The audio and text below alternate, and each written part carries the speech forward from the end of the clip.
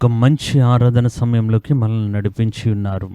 మనం పాడిన పాటలు, అలాగే మనం ఏక హృదయం కలిగి దేవుని స్తుతించినప్పుడు నిజముగా ఒక సంతోషాన్ని అది మనకి తీసుకుని వచ్చింది. స్తుతించడంలో అనేక రకాలు ఉన్నాయి. కానీ ఏ విధంగానైనా మీరు దేవుని స్తుతించినా, మీ మనసులో నుండి దేవుని స్తుతిస్తేనే దాని యొక్క పూర్తి మహిమను మనం పొందుకోగలము. ఒక అవకాశం మనకు దొరికితే దేవుణ్ణి మనం ఎక్కడ స్తుతించాలి, ఎలా స్తుతించాలి, స్తుతించడం మూలంగా పొందుకునే మేలులను గురించి మీ మధ్యలో నేను మాట్లాడాలని ఆశపడుతున్నా. మీరు క్రమంగా మీ యొక్క వ్యక్తిగత ప్రార్థనలోను, మీ యొక్క బృంద ప్రార్థనలోను, మీ కుటుంబ ప్రార్థనలోను స్తుతించడంలో జాగ్రత్తగా ఉండండి. అది మీ హృదయాన్ని సంతోషపెడుతుంది.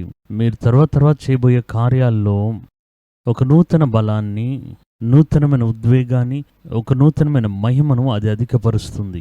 సరే, ఇప్పుడు మనం తర్వాత ఏం చేయబోతున్నామంటే కొన్ని కార్యాల నిమిత్తం దేవుడి యొక్క పాద సన్నిధిలో ప్రార్థించబోతున్నాం. ఈ కార్యక్రమంలో దేవుడు బయలుపరిచిన యొక్క దీర్ఘదర్శనలు పట్టుకుని ప్రార్థన చేయట్లేదు. ఇంతకు ముందే దేవుడు మాట్లాడిన అనేక దీర్ఘదర్శన మాటలను మనం చదివి అది విని దాని గురించి ప్రార్థన చేసి ఉన్నాం. దాని తర్వాత ఇప్పుడు మనం కొన్ని ముఖ్యమైన కార్యాల గురించి ప్రార్థన చేయబోతున్నాం. ఈ కార్యక్రమంలో 1-2 ముఖ్యమైన కార్యాలు ఈ నెలలో, వచ్చే నెలలో మనం ఎదురు చూసే కొన్ని ముఖ్యమైన కార్యాలను చెప్పి మనమందరం కుటుంబంగా ప్రార్థన చేయబోతున్నాం. దాని తర్వాత మన యొక్క కుటుంబాల నిమిత్తం ఒక్కొక్కటిగా కొన్ని కార్యాలు చెప్పి మనం ప్రార్థన చేయబోతున్నాం. ఈ ప్రార్థన సమయం మనకి చాలా మధురముగా ఉండాలి. ఈ ప్రార్థన సమయం మహిమగా ఉండాలి. మీరు చేసే ప్రార్థనను దేవుడు వింటూ ఉన్నారు, అంగీకరించారనే ఒక నూతనమైన నమ్మిక మీలో కలగాలి. నేను ఇంతకు ముందే చెప్పిన, మనం ప్రార్థన చేసేటప్పుడు మనకు తెలుసు దేవుడు ఈ ప్రార్థనను వింటున్నారు అనే విషయం. మీరు ఆత్మ వలన ప్రేరేపించబడేటప్పుడు ఆ ప్రార్థన దేవుని యొక్క సన్నిధానంకు వెళ్ళింది అనే ఒక సాక్షి మీ హృదయంలో కలగడం మీరు గమనించవచ్చు. మేము అనేక స్థలాలకు ప్రసంగం చేయడానికి వెళ్తున్నాం. అనేక విధాలైన ప్రజలను చూస్తూ ఉన్నాం. అనేక విధాలైన భాషలు మాట్లాడేవాడిని చూస్తున్నాం. కానీ ఒక సత్యాన్ని మాట్లాడేటప్పుడు, ఒక వాక్యాన్ని మాట్లాడేటప్పుడు ఆ వాక్యం దానిని వారు అంగీకరిస్తున్నారా అనేది స్పష్టంగా మేము గ్రహించగలము. మనం మాట్లాడే మాటలను వింటున్నారు, ఆ మాటలను అంగీకరిస్తున్నారు, ఆ వాక్యం వారి హృదయంలోనికి వెళ్తూ ఉంది అనేది మేము స్టేజ్ మీద నిలబడేటప్పుడే స్పష్టంగా చూడగలము. కొన్ని స్థలాల్లో కొంతమంది మనుషుల యొక్క హృదయం యొక్క కఠినత నిమిత్తం యేసయ్య యొక్క పరిచర్యలో కూడా అలానే జరిగింది. యేసయ్య యొక్క పరిచర్య గ్రామానికి వెళ్ళేటప్పుడు వారి యొక్క హృదయ కాఠిన్యం నిమిత్తం ఆయన అక్కడ ఎటువంటి అద్భుతం చేయలేదు అని వాక్యంలో రాయబడింది. అదేవిధంగా కొన్ని సందర్భాల్లో ఆ మనుషుల యొక్క బ్యాక్గ్రౌండ్ ఏంటని మనకు తెలియదు. వారు ఆ మాటలు గమనించకపోతే అది మనకి స్పష్టంగా తెలుస్తుంది. మనం చెప్పిన మాటలు వారి దగ్గరికి వెళ్ళి చేరలేదు. వారు దాన్ని పూర్తిగా రిసీవ్ చేసుకోలేదు. వాక్యం సెపరేట్గా, సందేశం వేరే విధంగా, వారి హృదయం ఇంకొక విధంగా ట్రావెల్ చేస్తుంది. వీటన్నిటిని మేము అర్థం చేసుకోగలం. అదే విధంగానే మీరు ప్రార్థన చేసేటప్పుడు ఈ ప్రార్థనను దేవుడు అంగీకరించారు, దేవుని యొక్క సన్నిధానానికి ప్రార్థన వెళ్ళింది అనేది మీ యొక్క ఆత్మలో ఒక సాక్ష్యంగా అది స్పష్టంగా తెలుస్తుంది. మీ హృదయంలో ఒక సంతృప్తి వస్తుంది. దేవుడు వినేశారనే ఒక సంతృప్తి. ఇది ప్రార్థన గురించిన కొన్ని కార్యాలు. హన్నాని చూడండి, ఆమె హృదయం వ్యాకులతో నిండిపోయింది. ఆమెకు పిల్లలు లేరు అనే విషయాన్ని బట్టి ఆమె కుటుంబంలో నిందించబడింది. పక్కనున్న వారంతా వేదనకు గురి చేశారు. ఈ వేదన తన యొక్క హృదయంలో ఉండేటప్పుడు ఆ ఏలి ఆ ఆలయానికి వచ్చి హన్నా ప్రార్థన చేసింది. తన హృదయాన్ని కుమ్మరించి ప్రార్థన చేసి ఆ సమయంలో ఒక విషయం తను స్పష్టంగా గమనించింది. తన యొక్క ప్రార్థనలు దేవుడు విని ఉన్నారనేది. ఆయన సన్నిధానానికి అది వెళ్ళి చేరింది. అంతగా ఏడ్చి ప్రార్థన చేశారు. ఆ ప్రార్థన చేసి ముగించి దాని తర్వాత ఆమె దుఃఖముఖంగా లేదు. ఆ ప్రార్థన చేసేటప్పుడు ఒక సాటిస్ఫికేషన్, ఒక తృప్తి, వెళ్ళి చేరిందనే ఒక నమ్మిక వస్తుంది. అది వచ్చేంత వరకు మీరు వదలక ప్రార్థన చేయాలి.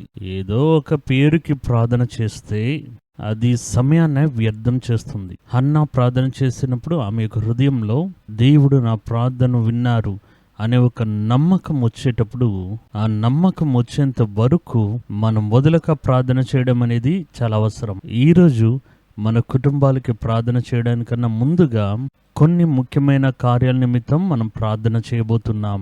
మొదటి కార్యం ఏంటి తెలుసా? దేశంలో రాబోయే ఒక ఎలక్షన్, ఈ ఎన్నికలు అనేవి కేంద్ర ప్రభుత్వాన్ని నిర్ణయించే ఎన్నికలు. కేంద్రంలో ఆ పదవిలో ఎవరుండాలి, కేంద్ర ప్రభుత్వం, సెంట్రల్ గవర్నమెంట్ ప్రభుత్వం, అందులో ఎవరు ప్రధానమంత్రిగా రావాలి, ఏ పార్టీ అధికార పక్షంలో కూర్చోవాలి అనేది నిర్ణయించబడే ఎన్నికలుగా ఈ ఎన్నికలు ఉండబోతున్నాయి. అప్పుడు ఈ ఎన్నికల యొక్క కార్యములు తీవ్రంగా నడిపించడానికి అనేక విధాలైన ప్రయత్నాలు చేయబడుతూ ఉన్నాయి. ఈ ఎన్నికలు ఏ దినాల్లో ఏ స్థలాల్లో నడిపించాలి అనేది నిర్ణయం చేసి దాన్ని అనౌన్స్ కూడా చేసేశారు. ఇప్పుడు ప్రభుత్వాలు చాలా తీవ్రంగా ఒక్కొక్క రాష్ట్రంలో ఏ దినాల్లో ఎన్నికలు జరిపించాలి దాన్ని ఎదురు చూసి కార్యాలు చేయడం మొదలుపెట్టారు. ఇప్పుడు చూస్తే ఎలక్షన్లు వేగం పుంజుకుంటాయి. మనం ఏ పార్టీ సంబంధికులము కాదు. ఎవరు ప్రభుత్వంలో ఉన్నా దాని గురించి ఎవరి మీద మనకి ఇష్టం అయిష్టం అనేది లేదు. ఎవరు ప్రభుత్వంలోకి వచ్చినా వారు దేశాన్ని ప్రేమించేవారుగా ఉండాలి, దేశంలో ఉండే ప్రజల యొక్క కష్టాన్ని అర్థం చేసుకునేవారుగా ఉండాలి, దేశంలో ఒక నెమ్మదికరమైన అటువంటి వాతావరణాన్ని తీసుకుని వచ్చేవారుగాను ఉండాలి.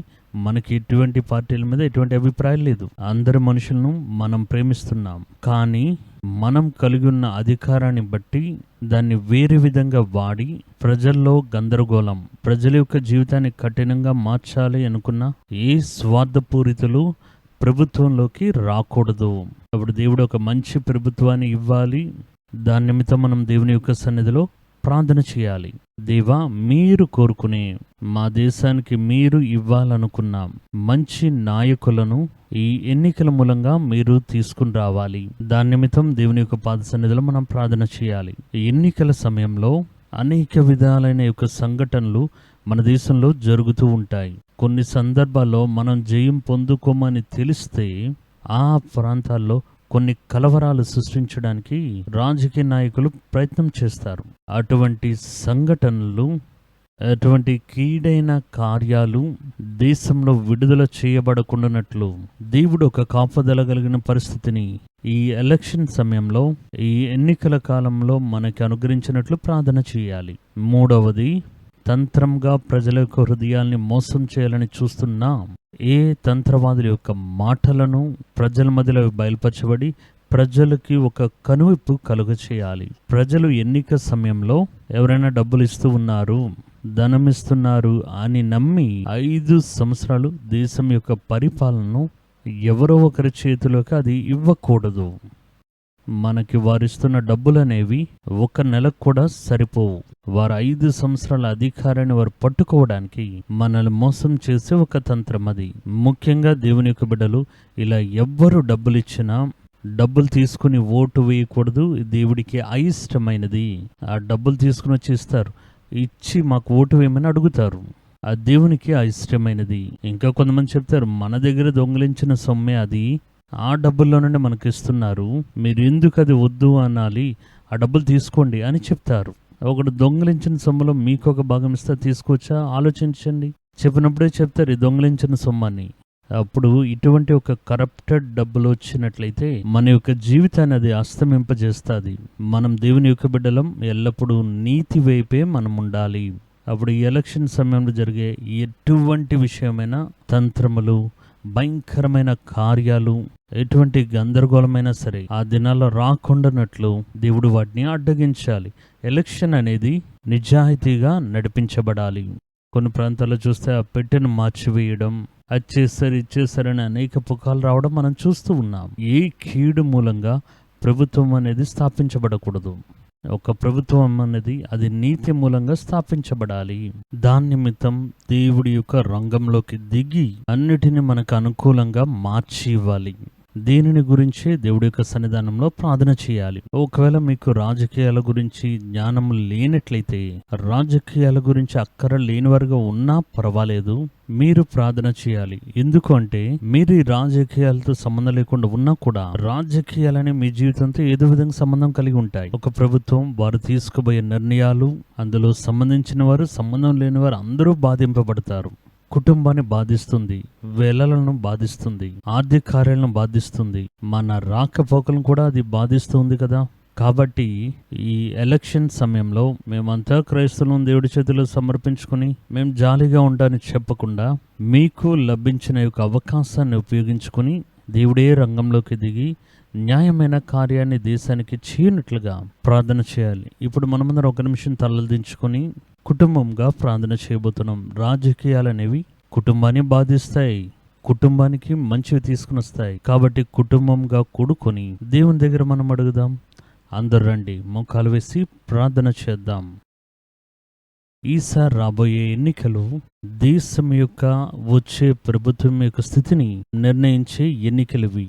అనేక పార్టీలు ఇందులో పోటీ పడినా దేవుడు ఎదురు చూసే, దేవుడు కోరుకునే యొక్క మనుషుల చేతిలో దేశం యొక్క అధికారులు వెళ్ళేటట్లుగా దేవుడు మనకు సాయం చేయాలి. మనమే ఈ పార్టీ రావాలి, ఆ పార్టీ రావాలని చెప్పి ఎవరిని మనం సపోర్ట్ చేసింది లేదు, అలాగే ఎవరిని మనం ద్వేషించేది కూడా లేదు. దేవుడి యొక్క సన్నిధానంలో, దేవుడి యొక్క నడిపింపుకి దాన్ని మనం వదిలిపెడుతూ ఉన్నాం. అందరూ దేవుని వైపు చూస్తూ మీ హృదయాన్ని కుమ్మరించి ప్రార్థించండి. దేవా, మా దేశం యొక్క పరిపాలన మీ యొక్క చేతుల్లో ఉంది. మా దేశం యొక్క సింహాసనం మీ యొక్క ఆధీనంలో ఉండునుగాక. ప్రభువా, మీరు ఎవరినైతే మీ ఇష్టపూర్వకంగా నిర్ణయించారో వారిని నిర్ణయించండి దేవా. ఎవరి యొక్క చేతుల్లోకి అధికారం ఇవ్వడానికి మీరు ఇష్టపడుతున్నారు, ఆ అధికారం మీ మూలంగా దేవా వారి చేతికి ఇవ్వబడును గాక. మా దేశాన్ని ప్రేమించే వారిని నిలబెట్టండి. మా దేశం గురించి కలత చెందేవారిని, మా దేశం గురించి అక్కర గలవారిని, మా దేశం సమాధానం గురించి ప్రయాసపడే వారిని దేవా ఒక ఆనవాళ్ళను చూపించి వారి చేతుల్లో దేశం యొక్క బాధ్యతనివ్వండి. దేవా, ఎవరు ఎటువంటి వారు అనేది మాకు తెలియదు, కానీ మీకు తెలుసు తండ్రి. భారతదేశాన్ని మీరు మీ దేశంగా తీసుకోండి దేవా. అధికారులను, రాజులను దేవుడు ఏర్పరుస్తున్నారని బైబిల్లో రాయబడి ఉంది కదా దేవా. మీరు ఈ ఎన్నికల్లో మా దేశం యొక్క రాజకీయాల్లోకి మీరు దిగి వచ్చి మీకు చిత్తమైన వారి చేతుల్లోకి మా దేశాన్ని అప్పగించాలని మేము ప్రార్థన చేస్తున్నాం. దేశం యొక్క ప్రజలు ఒక సముఖమైన జీవితాన్ని జీవించాలి. దేశంలోని ప్రజల యొక్క జీవనోపాధి ఏ విధంగానూ బాధింపబడకూడదు. జీవనాన్ని కొనసాగించలేకపోతున్నాం, వెళ్ళలన్నీ అధికంగా ఉన్నాయి అని ఎవరు భయపడకూడదు. దేశంలోని ప్రజల గురించి కలత చెందే, దేశం యొక్క ప్రజల యొక్క మంచిని కోరుకునే మంచి మనుషులను, మంచి నాయకులను, వారు ఏ పార్టీలో ఉన్నా పర్వాలేదు తండ్రి. దేవా, అటువంటి మంచి మనసు గలవారిని దేవా నిలబెట్టండి. దేశంలోని కలవరాలకు కారణంగాను, దేశం యొక్క మేలులకు, దేశం యొక్క ఆశీర్వాదానికి అడ్డంకిగా ఉన్న శక్తులైనా మేము ఇప్పుడు లయపరుస్తున్నాం తండ్రి. మీరు దిగిరండి, మీరు రంగంలోకి దిగండి అయ్యా. ఏ మనుషుని యొక్క తంత్రములు, ఏ మనుషుని యొక్క ప్రయత్నములు, ఏ మనుషులు తీసుకుని వచ్చే పోరాటములు అయినా సరే ఈ ఎన్నికల బరిలో దిగకుండానట్లు వాటిని మీరు బంధించివండి దేవా. తంత్రమైన మాటలు మాట్లాడి ప్రజలను మోసం చేసి డబ్బులను ఇచ్చి తండ్రి ఈ ఎలక్షన్ని దిశ మార్చే ప్రయత్నం చేసే ఏ శక్తులైనా సరే యేసు నామమున లయపరుస్తూ ఉన్నాం. తంత్రమైన మాటలను దేవా మీరు వాటిని తీసివేయండి. ప్రజలు కార్యాలు తెలుసుకునే వారిగా ఉండాలి. ఈ సంవత్సరంలో జరగబోయే ఈ ఎన్నికల్లో మంచి ప్రభుత్వాన్ని దేవా మీరు ఏర్పరిచివ్వండి. ప్రజలు ఒక సుభిక్షమైన పరిపాలన కిందనికి రావాలి.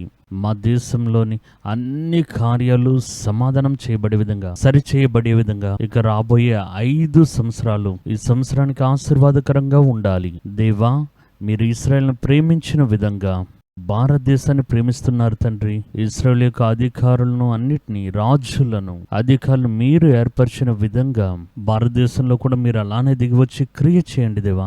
భారతదేశం మీ ఉజ్జీవానికి, మీ మాట యొక్క మహిమకు దేవా అప్పగించబడిన ఒక దేశంగా మాకు తెలుసు తండ్రి. ప్రభువా, మీరు మా దేశం గురించి మీరు మా మీద అక్కర చూపించండి. మా దేశం యొక్క పరిపాలనను దేవా మీ చేతికి మేము అప్పగిస్తున్నాం. ఈ ఎలక్షన్ సమాధానముగాను సముఖమైన రీతిలో జరిగి ముగించబడి మంచి ప్రభుత్వాలను దేవా ఆ యొక్క అధికారంలో కూర్చోబెట్టే విధంగా దేవుని యొక్క కరంలో సర్వమును సమర్పిస్తున్నాం. దేవా మీ ఆధీనంలో ఉంచుకోండి. మా ప్రార్థనలు గమనించండి, ఆశీర్వదించండి. యేసు నామమున మా ప్రార్థనలు అంగీకరించండి మా తండ్రి. ఆమెన్. దేశం యొక్క ముఖ్యమైన కార్యం నిమిత్తం మనం ప్రార్థన చేసి ఉన్నాం. ఇప్పుడు తరువాత మన యొక్క కుటుంబాల గురించి ప్రార్థన చేయబోతున్నాం. కుటుంబం అనేది దేవుడు మనకిచ్చిన ఒక ఆశీర్వాదం. ఒక కుటుంబమే మన గురించి పూర్తిగా కలత చెందేది, మన గురించి అక్కరగలదిగా ఉంటుంది. మనకి ఏమీ తోచని ఒక స్థితి వచ్చేటప్పుడు కుటుంబమే మనకి పక్కబలంగా కాపుదలుగా ఉంటుంది. ఒక పిచ్చుగా ఎంత దూరం ఎగిరి వెళ్ళినా, ఒక పక్షి ఆకాశంలో ఎంత ఎత్తుకు ఎగిరినా అది తిరిగి మళ్ళీ తన గూటికి చేరుకునే విధంగా మీరు ఎంతగానో ప్రయాసపడి పరిగెత్తి బయటికి వెళ్ళినా చివరిగా మీ యొక్క గూడికే మీరు వస్తూ ఉన్నారు. అక్కడే మీకు ఒక నెమ్మది, సమాధానం అనేది ఉంటుంది. మిమ్మల్ని ప్రేమించడానికి ఒక కుటుంబాన్ని దేవుడిచ్చి ఉన్నారు. దాని యొక్క మంచి చెడుల గురించి మీరు కలత చెందాలి. కుటుంబం లేకుండా మనం ఒంటరి చెట్టు వలె ఉండిపోయినప్పుడు ఆ జీవితం ఎంత కఠినమో మీకు తెలుసు. ఇప్పుడు చూడండి, భూమి మీద ఎంతో మంది ఉన్నారు. భోజనం చేశారని అడగడానికి కూడా మనుషులు లేరు. అటువంటి వారు వారంతలో వారి వెళ్ళి పరిగెత్తి ప్రయాసపడి కష్టపడిన వారు ఉన్నారు. కానీ దేవుడి యొక్క దృష్టిలో మీరు దయ పొందుకున్న మూలంగా మిమ్మల్ని ప్రేమించడానికి, మీ యొక్క ప్రేమను పంచడానికి ఒక మంచి కుటుంబాన్ని దేవుడు ఏర్పరిచి ఉన్నారు. ఈ కుటుంబంలో సంతోషము, సమాధానము ఎప్పటికీ నిరంతరం నిలిచి ఉండాలి. ఒకరి మీద ఒకరు ప్రేమ అలా ఉండాలి అంటే మీరు దేవుని యొక్క కుటుంబంలో ఒక రాజుగా ఉంచాలి. దేవుడు మన యొక్క కుటుంబంలో ఎల్లప్పుడూ సంచరించే ఒక స్థలముగా ఉండాలి.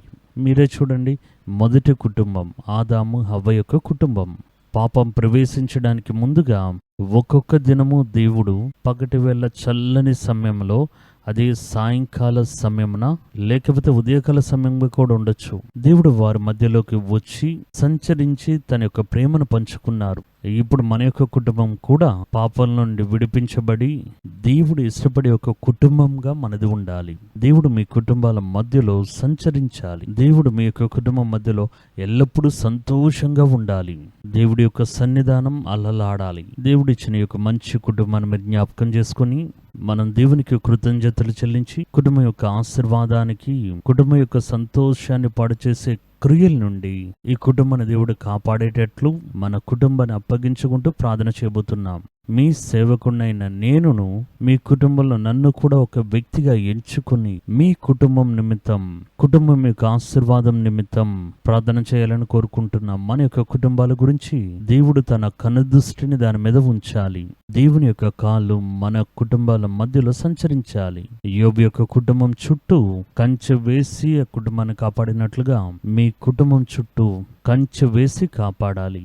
దేవుడు ఇష్టపడని ఏ ఒక్క క్రియయు, ఏ ఒక్క సమస్యయు, సాతాను యొక్క ఏ తంత్రమును, తప్పైన మనుషులను మన కుటుంబంలో ప్రవేశించకుండానట్లు దేవుడు తన కంచెను వేసి మనం కాపాడాలి. మనుషులు చూడండి, వారు బయటికి కనిపించే విషయం వంటి కార్యాల్లో, వేరే మృగములో, వేరే కార్యాల్లో హద్దు మీరకుండానట్లు ఎలక్ట్రిఫై చేసిన ఒక పెద్ద కంచెను చుట్టూ అమరుస్తారు. కొన్ని దేశాల్లో కూడా ఆ యొక్క ఇళ్లల్లో హై వోల్టేజ్ పవర్ వెళ్తున్న సరిహద్దు కాపుదల కంచెలను ఏర్పాటు చేసి ఉంచుతారు. దాన్ని ముట్టుకుంటే అంతే కొడుతుంది. మనుషులే కనిపెట్టిన ఎలక్ట్రిసిటీ కలిగిన కంచె కంటే దేవుని యొక్క కంచె చాలా భయంకరమైనది. దాని చుట్టూ యొక్క కాపుదల కంచె పెడితే దుష్టుడి యొక్క క్రియలు, సాతాను, దుష్టులైన మనుషులు ఏది ఒకటి లోపలికి ప్రవేశించుకున్నట్లు అది కాపాడుతూ ఉంటుంది. దేవుని యొక్క కరంలో మన యొక్క కుటుంబం గురించి వందనాలు చెల్లిస్తూ మన కుటుంబంలో ఒక్కొక్కరిని దేవుని యొక్క సన్నిధానంలో అప్పగిస్తూ దేవుని యొక్క మారని కనికరం, దేవుని యొక్క సంతోషం మన కుటుంబంలో ఎల్లప్పుడూ నిరంతరం నిలిచి ఉండేటట్లుగా దేవుడు ప్రతిదినం మన కుటుంబం మధ్యలో సంచరిస్తూ మన యొక్క సంతోషానికి ఒక మార్గం కల్పించడం, దీని నిమిత్తం దేవుడి కరంలో సమర్పిద్దాం. అందరూ కళ్ళు మూసుకుందాం. సాధ్యమైతే మోకాలు వేయండి. మీ పిల్లలను కూడా పిలవండి. కుటుంబంగా కూడుకుని దేవుని ఆరాధన చేయబోతున్నాం. ఒక షో చూసే విధంగా మీరు చూడకూడదు. ఒక ఆరాధనలో పాల్గొనే విధంగా మీ కుటుంబంలో పిల్లలు, మనవలు, మనవరాండ్రు, కుమారుడు, కోడలు, కూతుళ్ళు, ఎవరైనా సరే ఇంట్లో ఎవరెవరు ఉన్నారో, అవైలబుల్గా ఉన్నారో వారందరినీ పిలిచి కూడుకొని మోకాలు వేసి మీరు ప్రార్థన చేయండి. మనం చేసే ప్రార్థన నిత్యంగా ఈ యొక్క వారంలో మీ జీవితంలో ఒక నూతనమైన కార్యం చేస్తుంది అని నేను నమ్ముతున్నాను. మీరు విశ్వసిస్తే దేవుని యొక్క మహిమను చూస్తారనే దాంట్లో ఎటువంటి సందేహం లేదు. అది సత్యం. అందరు ప్రార్థన చేద్దామా? మోకాలు వేయండి. కళ్ళు తెరిచేటట్టు చూడకండి. నా యొక్క స్వరాన్ని మాత్రం అది వింటే సరిపోతుంది. ఈ యొక్క స్క్రీన్ చూడాల్సిన అవసరం కూడా లేదు. దేవుని చూడండి, అదే మీకు మేలు తీసుకుని వస్తుంది. దేవుని వైపు వారు చూసి వారు విడుదల పొందుకున్నారు. దేవుని వైపు చూసిన వారి యొక్క ముఖములు ప్రకాశించబడ్డాయి. ఇప్పుడు మీ యొక్క కన్నులు దేవుని వైపు చూస్తూ ఉన్నాయి. స్క్రీన్ చూడకండి, నన్ను చూడకండి, కన్నులు మూసుకున్న స్వరాన్ని మాత్రం వినండి. దేవుణ్ణి మీ ముందుగా తీసుకుని రండి. దేవుని యొక్క వాక్యం సెలవిస్తుంది, మీ వైపు చూసిన వారి ముఖములు ప్రకాశించబడ్డాయి. మిమ్మల్ని చూసిన వారి ముఖములు అవమానింపబడలేదు. దేవా, ఇప్పుడు వారు మిమ్మల్ని చూస్తూ ఉన్నారయ్యా. వారి యొక్క అవమానంకు బదులుగా పరిపూర్ణమైన ఆశీర్వాదము, వారి యొక్క అవమానంకు బదులుగా దేవా ఒక పరిపూర్ణమైన విజయమును వారి యొక్క జీవితంలో ఇప్పుడు దిగివచ్చినట్లుగా వారి యొక్క కళ్ళు ఇప్పుడు మిమ్మల్ని చూడాలి తండ్రి. దేవుని యొక్క సన్నిధానం వారిని ఇప్పుడు కమ్ముకొనుగాక. మిమ్మల్ని చూసిన వారు ప్రకాశించబడ్డారని దేవుని యొక్క వాక్యంలో చెప్పబడిన ప్రకారం మా కుటుంబాల్లో ఉన్న దాగి ఉన్న చీకటి, కొరతలు, ఈ దుష్ట సంబంధమైన కార్యములు ఇప్పుడు మారిపోవాలి. మా ముఖములు ఇప్పుడు ప్రకాశించబడాలి. మా కుటుంబాలు ఇప్పుడు ప్రకాశించబడాలి. మా జీవితం ప్రకాశించబడాలి. అది మీ దగ్గర నుండే వస్తుంది దేవా. అది లోకం యొక్క వెలుగు మూలంగా వచ్చే ప్రకాశం కాదు. నేనే లోకమునకు వెలుగు అని చెప్పిన మీ దగ్గర నుండి వచ్చే ప్రకాశం అని మేము నమ్ముతున్నాం. కుటుంబంలో భారాన్ని కలుగు చేస్తున్నా, కుటుంబాన్ని తడబాటు గురి చేస్తున్నా, నిరుత్సాహానికి గురి చేస్తున్నా, ఏది మార్గమని తెలియక మమ్మల్ని ఇబ్బంది పడుతూ ఉన్నా ప్రతి చీకటి శక్తిని, ప్రతి అంధకారపు క్రియలను నజరేడైన యేసుక్రీస్తు నామమున ఇప్పుడు మేము లయపరుస్తూ బంధిస్తున్నాం. మా కనుదృష్టి మీపై ఉంచి ఉంటుండగా, మా హృదయం ఇప్పుడు మిమ్మల్ని చూస్తూ ఉంటుండగా, మా చుట్టూ ఉన్న చీకటి యొక్క బంధకాలు నీరసించిపోవడం నేను చూస్తూ ఉన్నాం. చీకటి యొక్క ఆధిపత్యం తడబడుకు గురవడం చూస్తూ ఉన్నాం. చీకటి బలహీనపడడం నేను చూస్తూ ఉన్నాం. వెలుగు వచ్చేటప్పుడు చీకటి తొలగిపోతుందనే విధంగా దేవా, మీ యొక్క వెలుగు ఈ కుటుంబాల మీదకి వచ్చునుగాక. మీ వెలుగు ఈ కుటుంబాల మీదకి దిగి వచ్చునుగాక. మా కుటుంబంలో ఉన్న ఒక్కొక్కరి మీదకి దిగి వచ్చునుగాక. మా పిల్లల మీదకి దిగి వచ్చునుగాక. పెద్దవారి మీదకి దిగి వచ్చునుగాక. కుటుంబాన్ని నడిపించే వారి మీద దిగి వచ్చునుగాక. పిల్లల మీదకి దిగి వచ్చునుగాక. మీ వైపు చూసిన వారు ప్రకాశించబడ్డారని వాక్యంలో చెప్పబడింది కదా. ఇప్పుడు మా యొక్క కనులతో మేము చూస్తూ ఉన్నాం. మా హృదయం మీ దగ్గర లయపరచబడి ఉంది తండ్రి. మీరు మాకు కావాలి. మీ వెలుగు మా కుటుంబాన్ని నింపాలి. కుటుంబాల్లో ఏ మూలలోనైనా దాగి ఉన్న చీకటి యొక్క క్రియలను యేసు నామమున తొలగిపోనట్లుగా మేము ప్రార్థన చేస్తున్నాం. కుటుంబం మీద దేవుని యొక్క శక్తి దిగి రావాలి. ఇప్పుడు ఆ మహిమ దిగి రావాలి. ఇప్పుడు ఆ మహత్వం దిగి రావాలి. దేవా, మీరు మా కుటుంబంలో మీరు నాయకుడిగా ఉండండి అయ్యా. ఒక కాలంలో మా యొక్క కుటుంబం పాపం చేసి దేవుణ్ణి మరిచిపోయి మేము జీవించి ఉండొచ్చు. కానీ మీ వలన మేము శుద్ధీకరించబడి, మీ రక్తం ద్వారా రక్షించబడి తండ్రి, మీ వలన నమ్మబడిన, కోరుకొని ప్రేమించే కుటుంబంగా మేము మారి ఉండడం బట్టి ఆది దినాల్లో పాపం చేయడానికి ముందు జీవించిన కాలంలో ఆదాము యొక్క కుటుంబం వలె దేవా మా కుటుంబాన్ని కూడా ప్రేమించండి.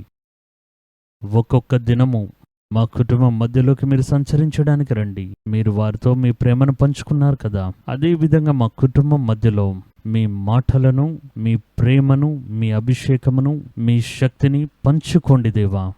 దేవునికి ఇష్టం లేని ఏ కార్యమైనా సరే మా కుటుంబంలోకి ప్రవేశించకుండానట్లు మా కుటుంబం చుట్టూ కంచె వేసి కాపాడండియా. కర్రల మూలంగా కాదు, ఇనుప తీగల వల్ల కాదు, దేవుని యొక్క శక్తితోనూ దేవుని యొక్క అధికారంతోనూ ఆ కంచె స్థిరపరచబడాలి దేవా. ఏ విధమైన శత్రువు యొక్క శక్తులు, ఏ విధమైన దుష్టుల యొక్క కాళ్ళు, ఏ విధమైన తంత్రమైన క్రియలు కానీ దేవా, అసూయ యొక్క అనవసరమైన యొక్క కార్యములు ఏ ఒక్కటి మా కుటుంబంలో ప్రవేశించకుండానట్లు ఆ యొక్క కంచెను మీరు దృఢపరచండి. ఆ కంచెలోకి మీ శక్తిని ఇప్పుడు మీరు పంపించండి దేవా. దేవునికి వ్యతిరేకమైన కీడు చేసే ఏ క్రియలైనా నా కుటుంబాన్ని ముట్టకూడదు, ప్రవేశించకూడదు. సాతాను నా కుటుంబం మీద వాడు దృష్టి పెట్టిన వాడు దాంట్లో క్రియ చేయకుండానట్లు దేవా వాటికి కంచె వేసి కాపాడమని ఈ మాటలు వింటున్న ఒక్కొక్క కుటుంబం చుట్టూ దేవా ఇప్పుడు ఒక కంచెను ఏర్పాటు చేయండి. ఏ పాపం యొక్క క్రియలు లోపల ప్రవేశించుకున్నట్లు దేవా వాటన్నిటినీ మీరు బయటికి పంపించి వేయండి. మా అవసరతలు మీరు సంధించండి. మా కుటుంబంలో ఉన్న ఒక్కొక్కరిని పేరు పేరున మీరు ఆశీర్వదించండి. మా కుటుంబం దేవుడు సంచరించి ఒక ఏదైనా తోటగా మార్చబడే విధంగా దేవా అనుగ్రహం మాకు ఇవ్వండి అయ్యా. మా బిడ్డలు దేవుని వలన బోధించబడాలి. మా యవ్వనస్తులు దేవుని మూలంగా నడిపించబడాలి. మా వృద్ధులు దేవుని మూలంగా కాపాడబడాలి. మా కుటుంబాన్ని నడిపించేవారు దేవుని యొక్క కృప మూలంగా నింపబడాలి. వారి యొక్క చేతి ప్రయాసను ఆశీర్వదించండి ప్రభువా. వారి యొక్క జీవితాల్లో ఎటువంటి కొరత లేని దినాలను మీ బిడ్డలకు ఇచ్చి వారిని మీరు ఆశీర్వదించండి. ఈ కుటుంబం చుట్టూ మీరు అగ్ని గోడవలే ఉండండి. వారి మీద మీ కనుదృష్టిని పెట్టి మీరు వారికి ఆలోచననిచ్చి వారిని ఈ దినాల్లో నడిపించమని మేము ప్రార్థన చేస్తున్నాం. ఒక్కొక్కరిని పేరు పేరున మీరు ఆశీర్వదించండి. వ్యాధుల్ని దూరపరచండి, బలహీనతలను దూరపరచండి. ఒకవేళ కుటుంబంలో వ్యాధులు, బలహీనతలు, సమస్యలు ఉన్నట్లయితే యేసు నామమున ఆ యొక్క వెలుగు లోపల ప్రవేశించి అదే నిమిషంలో ఆ చీకటి యొక్క క్రియలు, భయపెట్టే కార్యాలు బయటికి వెళ్ళిపెట్టేట్టు వారికి ఆజ్ఞాపించండి. తండ్రి, వారి యొక్క అవసరాలు సంధించి మీరు నడిపించండి. మీ పిల్లలు మిమ్మల్ని నమ్మి మీ మీద ఆధారపడడం బట్టి ఏ మనుషుని దగ్గరికి వెళ్ళి చేయి చాచి నిలబడకుండా అటువంటి పరిస్థితి వారికి కలుగజేసి వారిని ఆశీర్వదించండి. ఒక్కొక్క కుటుంబాన్ని మీ సేవకునైన నేను పేరు పేరున ఆశీర్వదిస్తున్నా. దేవుని యొక్క కృప, దేవుని యొక్క కనికరం, దేవుని యొక్క నడిపింపు ఈ కుటుంబాలకి స్వంతమవునుగాక. దేవా, ఈ యొక్క బిడ్డలను మీరే నడిపించండి, బలపరచండి, ఆశీర్వదించండి, కాపాడండి. యేసు నామమున మా ప్రార్థనలు అంగీకరించండి మా దేవా. Amen, amen. దేవుడు మన యొక్క ప్రార్థనలు విని ఉన్నారు. మన కుటుంబాన్ని దేవుడు ప్రేమిస్తూ ఉన్నారు. ఏదైనా తోటలో సంచరించిన కుటుంబం వలె దేవుడు మీ కుటుంబాన్ని నూతనంగా మార్చి ఉన్నారు. యోబు యొక్క కుటుంబం చుట్టూ కంచె వేసి కాపాడినట్లుగా ఒక శక్తివంతమైన, ఒక పవర్ఫుల్ అయిన కంచెను దేవుడు మీ యొక్క కుటుంబం చుట్టూ పెట్టి ఉన్నారు. ఏ కీడైనా దాన్ని సమీపించిన స్థానంలో కరిగిపోతుంది. మీకు విరోధంగా రూపొందించబడిన ఏ ఆయుధము వర్ధిల్లకుండా పోతుంది. మీకు విరోధంగా వెయ్యబడిన ఏ బాణములైనా ముక్కలైపోతాయి. ఎందుకంటే దేవుడు మీ పక్షాన ఉన్నారు. ఆయన మిమ్మల్ని చివరి వరకు చెవిడువక కాపాడుతారు. మీరు అది చూడబోతున్నారు. దేవుడు ఇంకను మిమ్మల్ని, మీ కుటుంబాన్ని నడిపించి ఆశీర్వదించునుగాక. ఆమెన్.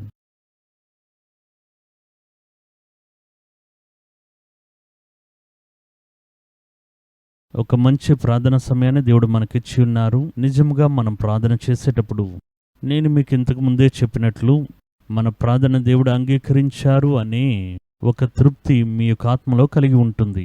దేవుడు నిజంగా ఈ యొక్క ప్రార్థన వింటున్నారు అనే నమ్మిక మీలో కలిగి ఉంటుంది. హన్నా ప్రార్థన చేసినప్పుడు అలానే జరిగింది. దాని తర్వాత చూడండి, ప్రార్థన చేసి ముగించగానే వెంటనే ఆమెకు బిడ్డ పుట్టలేదు.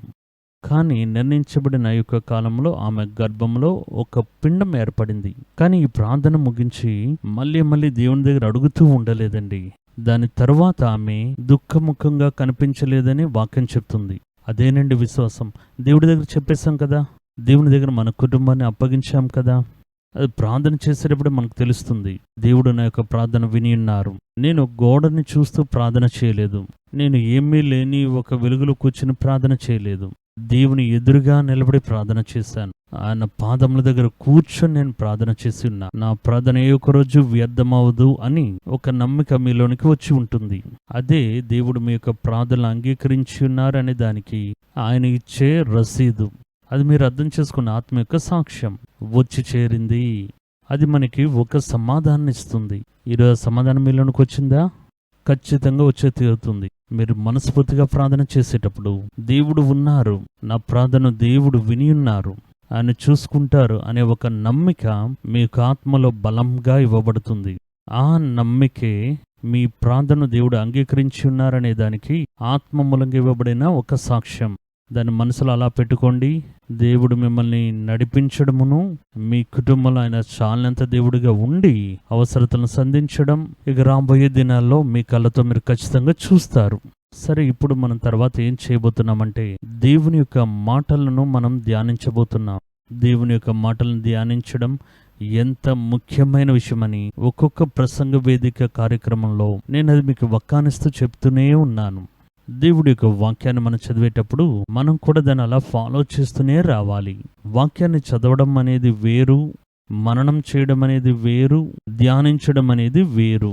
ధ్యానించడం అనేది ఆ వాక్యంలో ఉండే ఒక్కొక్క భాగమును మనం ఒక్కొక్కటిగా తీసి దాన్ని ఆలోచించి దాన్ని ధ్యానించి వాక్యంలో ఈ విషయం చెప్పబడానికి అనుగుణంగా ఉన్న సందేశాలు ఎక్కడ ఉన్నాయి అనేది కూడా సరిపోల్చి చూస్తూ ధ్యానిస్తూ ఉన్నాం. చదవడం అంటే జస్ట్ చదువుతూ వెళ్ళిపోతూనే ఉంటాం. చదివిన దాన్ని కంఠస్థపడ్డం అది కూడా ముఖ్యమైనదే. ఈ వాక్యంలో ఏముంది దాన్ని మనం కంఠస్థ పెడుతూ ఉన్నాం. అది మనకు చాలా మంచిది. కొన్ని సందర్భాల్లో దేవుని యొక్క వాక్యాన్ని మనసులో పెట్టుకునేటప్పుడు బైబిల్ గ్రంథం లేని పరిస్థితుల్లో కూడా ప్రయాణం చేసేటప్పుడు, ఏదైనా ఒక స్థలంలో మనం ఉండేటప్పుడు ఆ వాక్యములు మనకి జ్ఞాపకం రావడానికి అవకాశం ఉంది. మేము అనేక సంవత్సరాలుగా దేవుడి యొక్క పరిచర్యం చేయడం బట్టి అనేకమైన వాక్యాలు మాకు కంఠస్థంగా తెలుసు. నేను కంఠస్థ చేసే విషయంలో చాలా కొరత కలిగిన వాడిని. స్కూల్లో చదివేటప్పుడు, కాలేజీలో చదివేటప్పుడు ఒక చిన్న పాట పాడినా కూడా అది మనసులో నిలిచి ఉండదు.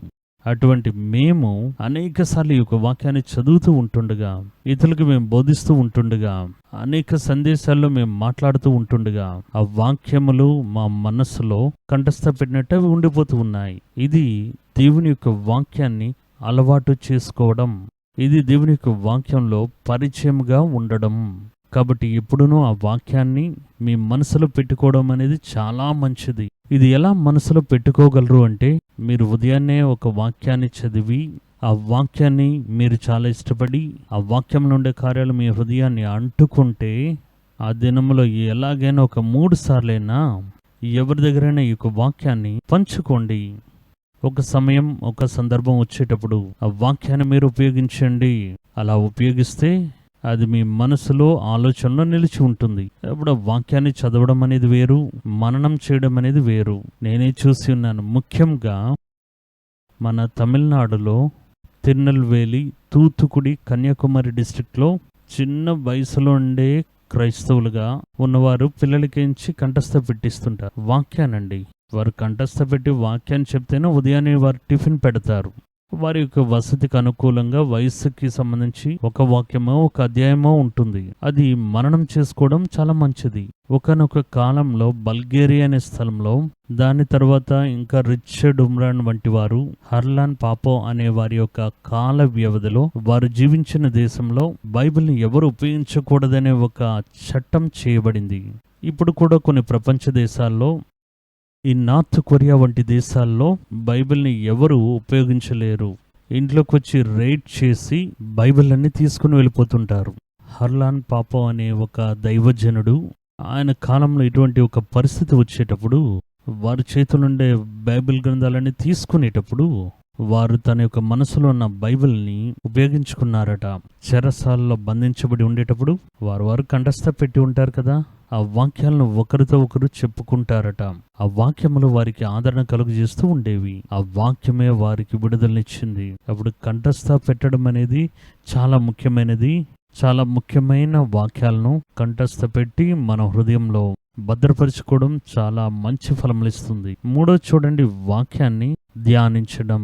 వాక్యాన్ని ధ్యానించేటప్పుడు ఒక వాక్యాన్ని చదివి ఆ వాక్యం చెప్పే కార్యాలను చిన్న చిన్న భాగాలు వేరు చేసి చూడాలి. కొన్ని వాక్యాలు 3-4 టాపిక్స్ కూడా అది చెప్తుంటాయి. అందులో చెప్పబడిన కార్యాలన్నీ మనం తీసుకుని బైబిల్లో దానికి సమానమైన వాక్యములు, బైబిల్లో దానికి సమానమైన సంఘటనలు ఎక్కడైతే ఉన్నాయో వాటిని చూసి వాటన్నిటిని కలిపి చదివి మన మనసులో పెట్టుకుంటే దానికి పేరే మెడిటేషన్, ధ్యానం. కాబట్టి దేవుడి యొక్క వాక్యాన్ని ధ్యానించేటప్పుడు మిమ్మల్ని ధ్యానించే నా ధ్యానం మధురంగా ఉంటుందని వాక్యం చెప్తుంది. ఈ రోజు కూడా మనం బైబిల్లోని వాక్యంలో ఒక వాక్యాన్ని మన యొక్క ధ్యానం నిమిత్తం తీసుకుని ధ్యానించబోతున్నాం. ఈ రోజు మనం ధ్యానించడానికి మనం తెలుసుకున్న వాక్యం కొలస్సీలకు రాసిన పత్రిక 3వ అధ్యాయం 15వ వాక్యం. ఇదేం చెప్తుందంటే, క్రీస్తు అనుగ్రహించు సమాధానం మీ హృదయంలో ఏలుచుండనీయుడి, ఇందుకొరకే మీరొక్క శరీరంగా పిలువబడితిరి. దీని తర్వాత వచ్చేదే మనం ధ్యానించబోయే మాట, మరియు కృతజ్ఞులై ఉండుడి. అప్పుడు దేవుడు దాంట్లో ఏం చెప్తున్నారు? ఇందులో అనేక సందేశాలు చెప్పినను హృదయంలో ఏలుబడి చేసే దేవుని యొక్క సమాధానం, హృదయంలో దేవుని యొక్క సమాధానం ఏ విధంగా ఏలాలి, మన పిలువబడిన పిలుపు, ఎందు నిమిత్తం మీరు పిలువబడ్డారు అది చెప్తుంది. ఇందులో చాలా కార్యాలు చెప్పేటప్పుడు అందులో ముఖ్యంగా ఇంకో కార్యాన్ని చెప్తున్నారు, మీరు కృతజ్ఞులై ఉండుడి. ఈరోజు చూడండి, ఇందులో 3 కార్యాలు ఈ వాక్యాలను చెప్పబడినను అందులో ఒక్క మాటను మనం తీసుకుని మనం ధ్యానించడానికి అది చూడబోతూ ఉన్నాం. ఇక్కడ దేవుడు చెప్పేది చూడండి, సంఘమునకు, దేవుని యొక్క పిల్లలకు, సంఘంలో ఉన్నవారికి, విశ్వాసులకు చెప్పే ఒక ఆలోచన.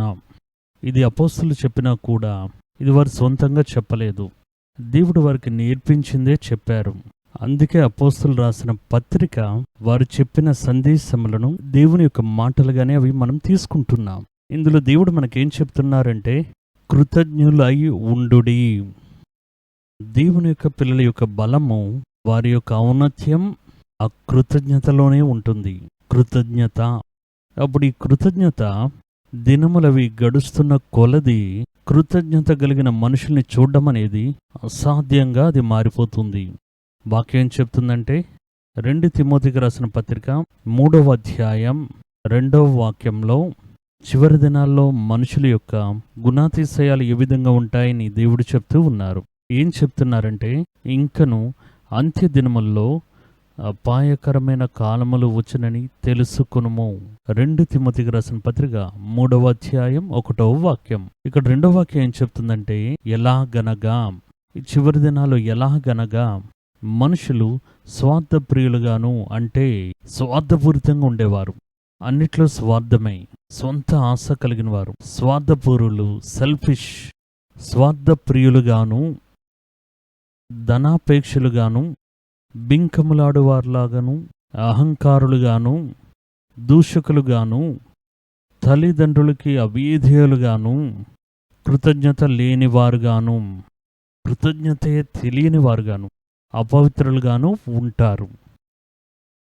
అంత్య దినాల్లో ఉండే మనుషుల యొక్క గుణాతిశయంలో అనేక కార్యాలు చెప్పేటప్పుడు మనం ధ్యాన నిమిత్తం తీసుకునే ఒక మాట అందులోకి వస్తుంది చూడండి. అంత్య దినాల్లో మనుషులు కృతజ్ఞత లేనివారుగా ఉంటారు. సమాజంలో ఉండే మనుషులు కృతజ్ఞత లేనివారుగా ఉంటే పర్వాలేదు, అది చివరి దినాల సూచనలో ఒకటి.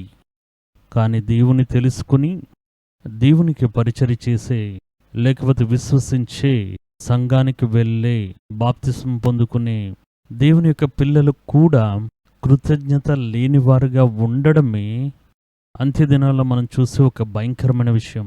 ఈయన ఎవరికి చెప్తున్నారో చూడండి. రోడ్డు మీద నిలబడి మాట్లాడలేదు. బయట చూస్తే ఆ దినాల్లో అనేక మతాలు వెంబడించేవారు ఉన్నారు. అక్కడ వారిని కృతజ్ఞతలుగా ఉండమని చెప్పలేదు. సంఘస్థులకు చెప్తున్నారు, మీరు కృతజ్ఞత మర్చిపోయే అవకాశం వస్తుంది. చివరి దినాల్లో కృతజ్ఞత లేని వారు మన మధ్యలో, సంఘం మధ్యలోకి వచ్చే అవకాశం అనేది ఉంది. మీరు కృతజ్ఞత గల వారై ఉండుడి. ఇది ఎక్కడికి వెళ్ళి చెప్పారండి? మార్స్ స్టేజ్ మీద ఒక బహిరంగమైన కూటమిలో కృతజ్ఞత గల వారై ఉండుడి. ఇక్కడ ఒక సంఘానికి చెప్తున్నారు, కొలసీ పట్టణంలో ఉండే సంఘానికి మీరు కృతజ్ఞత గల వారై ఉండాలి. ఒక చిన్న కార్యం మీకు వారు చేసినా కూడా కృతజ్ఞత గల వారై ఉండుడి. దేవుడు కొన్ని కార్యాలను మనుషుల మూలంగా మీకు ఇస్తే దేవునికి, ఆ మనుషులకి మీరు కృతజ్ఞత గలవారి ఉండాలి. ఆ దేవుడు ఎదురు చూసేది. ఈ దినాల మీరు చూడండి, సంఘానికి మనం వెళ్తున్నాం, సంఘంలో కానుకలు ఇవ్వాలా వద్దా అనే అనేకమైన తర్కములు వస్తున్నాయి. నూతన నిబంధనలో, పాత నిబంధనలో వలె దశంభాగాన్ని ఇవ్వండి అని ఎక్కడా చెప్పలేదు. అది నిజమే. కానుక ఇవ్వమని ఎక్కడా చెప్పలేదు, నిజమే. నేనే దీని గురించి ప్రసంగం కూడా చేశాను. అది పాత నిబంధన నియమం. ఈ దినాలు భయపెట్టి కానుకలు తీసుకోవడం, పాత నిబంధనలు ఉండే ఒక వాక్యాన్ని చూపించి కానుక ఇచ్చే తీరాలి అని చెప్పడం, అవన్నీ మనం కూడా వ్యతిరేకిస్తున్నాం. కానీ ఇంకొక వైపు మీరు చూస్తే మిమ్మల్ని నడిపించేవారు ఒక సంఘంలో మీరిచ్చే కానుకలు అనేక మంది చెప్పేది ఇది మీరు దేవుడికి ఇస్తున్నారని. నేనేం చెప్తున్నానంటే, అది మీరు దేవుడికి ఇస్తున్నారో లేదో, దేవుడు మీ దగ్గర కానుకలు తీసుకుని ఆయన ఏం చేయరండి. మీరు ఎవరికి ఇస్తూ ఉన్నారంటే, నేను ఓపెన్గా చెప్తాను, మీరు ఇచ్చేది ఆ సేవకుడికే ఇస్తూ ఉన్నారు. ఎందుకంటే వారు మీ నిమిత్తం భారం కలిగి ఉన్నారు. వారు మీ యొక్క ఆత్మ సంబంధమైన మేలులను కోరుకుంటూ ఉన్నారు. మీ నిమిత్తం పరిచర్య చేస్తూ ఉన్నారు. దేవుడు చెప్తున్న కార్యాలు మీకు చెప్తూ ఉన్నారు. వారికి మీ నిమిత్తం జీవనోపాధి ఉండాలి. దానిని మీకు ఎవరు చెప్పకుండానే అది మీరు చెయ్యాలి. అదే నేను చెప్తున్నా. దాన్ని ఒక ఉపదేశం చేసి మీరు ఇచ్చే తీరాలని నేను చెప్పట్లేదు. మీరు కృతజ్ఞత గలవారిగా ఉంటే మీకు చెప్పకుండానే మిమ్మల్ని నడిపించే పాస్టర్ గారు, ఆయన మీరు చూస్తూ ఉంటారు, ఆయన ఎంతగా మన నిమిత్తం కష్టపడుతూ ఉన్నారు. నా యొక్క ఆత్మీయ జీవితం గురించి ఎంత అక్కర కలిగి ఉన్నారు. వారు మొత్తం కుటుంబంగా దేవుని మాత్రం నమ్మి ఆయనకు పరిచర్య చేయడానికి వచ్చి మిగతా ఏ పనులకి వెళ్లకుండా మా నిమిత్తమే భారం కలిగి మాకు ప్రార్థన చేస్తూ ఉన్నారు. ఆ కృతజ్ఞతా భావం మీకు వచ్చి ఎవ్వరు మిమ్మల్ని భయపెట్టి లేకపోతే ఆశ చూపించి ఇవ్వమని చెప్పకుండా మీరే మనస్ఫూర్తిగా ఉత్సాహంగా ఇస్తున్నారు చూడండి. ఆ కానుక దేవునికి ప్రియమైనది. అది పరలోకానికి వెళ్ళి పరలోకంలో ఎలక్ట్రిక్ బిల్ కట్టదండి. పరలోకంలో సిలిండర్కి అది ఉపయోగించబడదు. పరలోకంలో మీరు అచ్చివేసిన యొక్క డబ్బులతో ఎటువంటి ప్రయోజనం లేదు.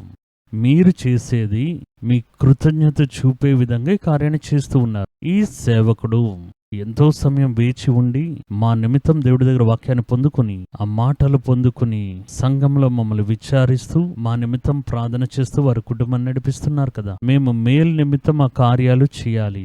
అలా మీరు మనస్ఫూర్తిగా చేస్తే దేవుడు దాని యందు ప్రియము కలిగి ఉంటారు. దేవుడు మీకు మీరిచ్చిన కానుకలు బట్టి 10 యొక్క ప్రతిఫలం ఇచ్చినా కూడా ఇవ్వకపోయినా సరే మీరు ఒక స్థలంలో ఒక మేలు పొందుకుంటూ ఉన్నారు. ఆ మేలు నిమిత్తం మీ కృతజ్ఞతను చూపిస్తున్నారు. అప్పుడు దేవుడు ఇదే మన దగ్గర ఎదురు చూసేది. ఉత్సాహంగా ఇచ్చువాని యందు దేవుడు ఇష్టడై ఉన్నాడండి. పాత నిబంధనల కాలంలోనే సరే, నూతన నిబంధన కాలంలోనే సరే, మీరిచ్చిన ఏ కానుకలైనా సరే దాని మూలంగా పరలోకం ఏది పొందుకోలేదు. అది మీరు బాగా తెలుసుకోవాలి. పాత నిబంధన కాలంలో ఇచ్చారు, దానివల్ల పరలోకం ప్రతిఫలం పొందుకుందా? నూతన నిబంధన కాలంలో కూడా ఇస్తూ ఉన్నారు. పరలోకంలో ఏదైనా ప్రతిఫలం పొందుకుందా? లేదు. మీ నిమిత్తం దేవుడి యొక్క పరిచర్య చేస్తున్న చూడండి, వారికి మీరు ఇస్తూ ఉన్నారు. అది మీ యొక్క ఇష్టం. ఆ కానుక ఇచ్చేటప్పుడు మీరు ఏం ఆలోచిస్తున్నారు? ఒకవేళ మన యొక్క పాస్టర్ మనం నడిపించే సేవకుడు ఆయన అన్ని కార్యాలు కలిగి ఉంటే, ఆయనకి అన్ని వసతులు కలిగి ఉన్నారంటే మీరు ఇతర సేవకులు కూడా ఇచ్చి సహకరించవచ్చు. అందులో ఎటువంటి తప్పు లేదు. కొన్ని స్థలాలు చూడండి అలా చాలా ఓవర్ఫ్లో అవుతూ ఉంటుంది, కోట్ల రూపాయలు. అప్పుడు మన యొక్క కానుకలు ఇతరులకు పంచి ఇవ్వచ్చు. సరే, ఈరోజు మన యొక్క టాపిక్ కానుకల నిమిత్తం కాదు, కృతజ్ఞతా భావం గురించి. కృతజ్ఞత భావం గలవారే ఉండుడి. ఒక చిన్న సహాయం చేసినా కూడా మీరు కృతజ్ఞత భావం గలవారే ఉండాలి. మొర్దెకై అహష్వేరోషు రాజు కాలంలో ఒక అన్యుడైన రాజు. వీడు చూడండి కృతజ్ఞత గలవాడిగా ఉండడం మనం చూస్తున్నాం. ఒక్కసారి వాడికి వచ్చే ప్రాణాపాయం నుండి మొర్దెకై అనే యూదుడు వాడికి ఒక మేలును చేసి వాడి యొక్క జీవాన్ని కాపాడారు. రాజుని కాపాడడం అక్కడున్న నివాసుల యొక్క బాధ్యతే. అది బాధ్యతే. కానీ దాని తరువాత ఆ విషయాన్ని ఆయన మర్చిపోతున్నాడు. ఒకరోజు రాత్రి ఆయన విశ్రాంతి తీసుకునేటప్పుడు ఆయన ఒక్కొక్క దినములో రాజ్యంలో జరిగిన సంఘటనలన్నిటినీ ప్రతిదినం పుస్తకంలో రాయడం అలవాటు ఆ దినాలు ఉండే రాజులకి. అందుకే ఆ దినవృత్తాంతాల గ్రంథంలో రాయబడిన చూడండి. ఈ దినవృత్తాంతాల్లో ఇశ్రాయేల్ యూదుల రాజులు ఒక్కొక్క దినం జరిగే కార్యాలన్నిటినీ అలవాటుగా రాస్తూ ఉంటారు. వృత్తాంతం అంటే ఒక డైరీ, ఒక దేశం యొక్క డైరీ. అదే ఒక దిన వృత్తాంతం. ఒక్కొక్క దినంలో ఏం జరిగింది. అహష్వేరోషు రాజు కూడా ఇదే పద్ధతిని అవలంబించాడు. ఒకరోజు రాత్రి ఆయనకు నిద్ర రాలేదు. ఆయన పక్కన ఉన్న సేవకుడిని పిలిచి, ఆయన అసిస్టెంట్ని పిలిచి, మన పుస్తకం తీసుకుని వచ్చి చదువు, ఏ విషయాలు జరిగాయో చూద్దామని చెప్పాడు. ఈ సేవకుడు ఒక భాగాన్ని చదివేటప్పుడు, ఈ దినమున నాకు ఒక ఆపద కలగడం సంభవించింది. యూదుడైన మొర్దెకై అనువాడు నాకు సహాయం చేసి నా ప్రాణాన్ని కాపాడాడు అని రాయబడింది. వెంటనే ఆప్ చేయని చెప్పారు. ఆ యూదుడు నాకు సహాయం చేశాడు కదా, వాడికి మనం ప్రతిఫలం ఏదేమన్నా చేశామా అని అడిగాడు.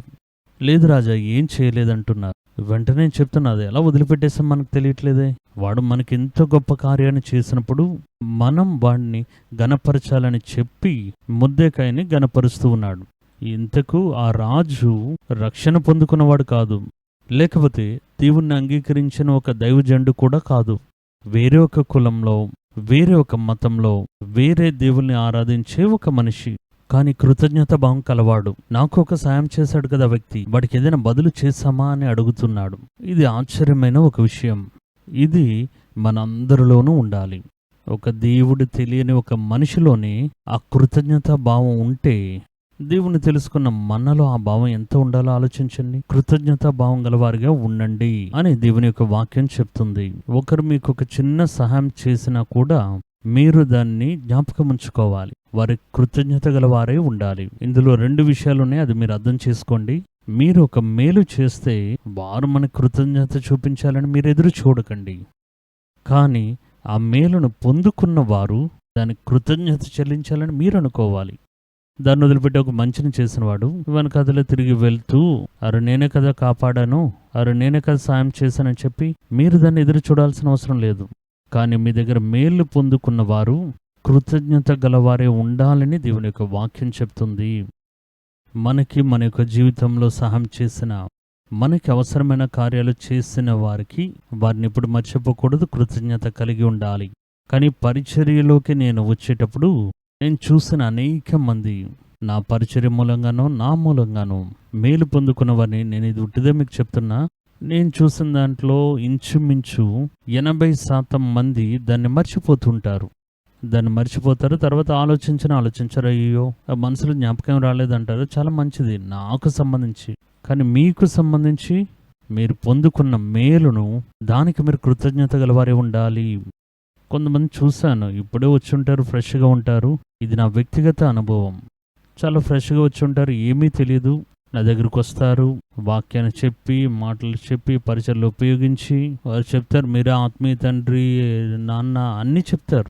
ఇవన్నీ నేను పట్టించుకోను, దేవుడు నాకు ఇచ్చిన బాధ్యతను నెరవేరుస్తూ ఉన్నాను. కొంత మట్టుకు ఎదిగిన తర్వాత దాని తర్వాత అది మరిచిపోతూ ఉన్నారు. దాని తర్వాత విషయం మైండ్లోనే ఉండదు. వెనకతల వారు సాక్ష్యం చెప్పేటప్పుడు కూడా చాలా జ్ఞానంగా ఇతరుల యొక్క పేర్ని చాలా ఎడిట్ చేసేస్తారు. ఏదో వారే స్వయంగా వచ్చినట్లు, వారే నిలబడి, వారే ఈ స్థితిని పొందుకున్నట్లుగా చూపించడానికి ప్రయత్నం చేస్తారు. ఇవన్నీ మనం చూసే ఉంటాం. నాకు సంబంధించి మన సైడు అదొక లాస్ కానీ కాదు. కానీ ఆ మేలుని మర్చిపోవడం మనకి ఒక బాధింపుని కలుగజేస్తుంది. మీరు మేలు చేయడం బట్టి నేనేదో ఉన్నత స్థితికి వెళ్ళను, దానివల్ల నాకు ఎటువంటి ఉపయోగం లేదు. ఈయనే నాకు సాయం చేశారని చెప్పడం బట్టి ఎవరు నాకు కిరీటం పెట్టరండి. కానీ కృతజ్ఞత గలవారిగా ఉండడం అనేది అది మీకు ముఖ్యమైనది.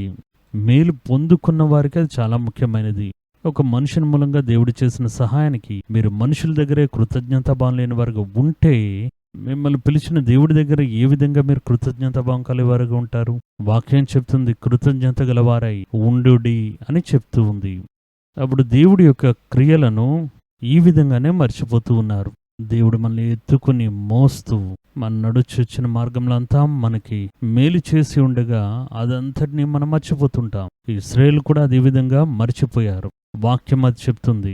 కీర్తనల గ్రంథం 78వ కీర్తన 11వ వాక్యాన్ని మీరు చదివి చూస్తే అక్కడ చెప్తున్నది, ఆయన క్రియలను, ఆయన వారికి చూపిన తన ఆశ్చర్య క్రియలను వారు మర్చిపోయి అరణ్యంలో నడిచి వచ్చిన వారు ఆయన ఏ కార్యాలు చేశారనేది కిందన ఒక పట్టికగా చెప్తున్నారు. వారి యొక్క పితరుల ముందుగా ఐగుప్తు దేశంలోని సోయాను క్షేత్రమందు ఆయన ఆశ్చర్యమైన కార్యాలు చేశాను.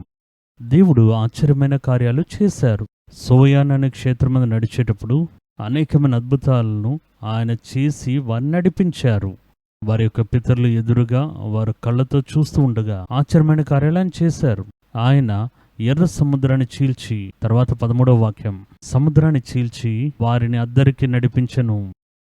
ఆయన నీటిని రాశిగా నిలిపెను. 14లో పగటివేళ మేఘములో నుండి, రాత్రి అంతయు అగ్ని ప్రకాశంలో నుండి ఆయన వారికి త్రోవ చూపెను. అరణ్యంలో, దాని తర్వాత వాక్యం 15, అరణ్యంలో ఆయన బండలను చీల్చి సముద్రమంతా సమృద్ధిగా వారికి నీరు త్రాగనిచ్చెను. 16, బండలో నుండి ఆయన నీటి కలువలు రప్పించెను, నదుల వలె నీళ్లు ప్రవహింపచేసెను. ఎంతండి ఇవన్నీ చూడండి, పెద్ద పెద్ద కార్యాలు. మనమంతా ఇంజనీర్స్ని పెట్టుకుని పెద్ద పెద్ద వంతెనలు కట్టి లోపల పెద్ద పెద్ద పైపులు అమర్చి నీళ్లు తీసుకుంటూ వస్తున్నాం. అనేక దినాలు అవుతున్నాయి. కానీ ఇందులో చూడండి, ఒక్క మాట మూలంగా ఒక చేతికన్ను పెట్టుకుని ఎన్నో అద్భుత కార్యాలు చేస్తున్నారు. చూడండి, ఆ సోయా క్షేత్రం ముందు అనేక అద్భుతాలు చేశారు. సముద్రాన్ని పాలుగా చీల్చి నడిపించారు. ఇవన్నీ జరిగే విషయమని చూడండి. సముద్రాన్ని 2 పాలుగా చేశారు. ఇవన్నీ చూసి ఒక మనిషి ఎలా దాన్ని మర్చిపోగలడు? ఇదేనండి మనుష్యుడు. వీటన్నిటినీ చూసి బండలో నుండి ఆ నీటి కలువలను రప్పించారు. ఆ నీళ్లు నదుల వల్లే ప్రవహింపచేసెను. వారు ఆయన యొక్క క్రియలను, ఆయన వారికి చూపించిన ఆశ్చర్య కార్యాలను మరిచిపోయారు. ఒకడికి ప్రతిరోజు ఇస్తూనే ఉంటే జ్ఞాపకం ఉంటుంది. ఒకరోజు నిలిపివేస్తే దానికి ముందర మీరు చేశారు కదా, అవన్నీ మర్చిపోతారు. అది సాధారణమైన మనుషులకి సరే. దేవుని దగ్గర నుండి మేలులు పొందుకొని దేవుని యొక్క ఆత్మలో నింపబడి దేవునికి సేవ చేసే, లేకపోతే దేవుని విశ్వసించే దేవుని యొక్క బిడ్డల మధ్యలో అది ఎలా సాధ్యమనేదే నాకు అర్థం కాలేదు. అది ఎలా మేలు మర్చిపోతారండి?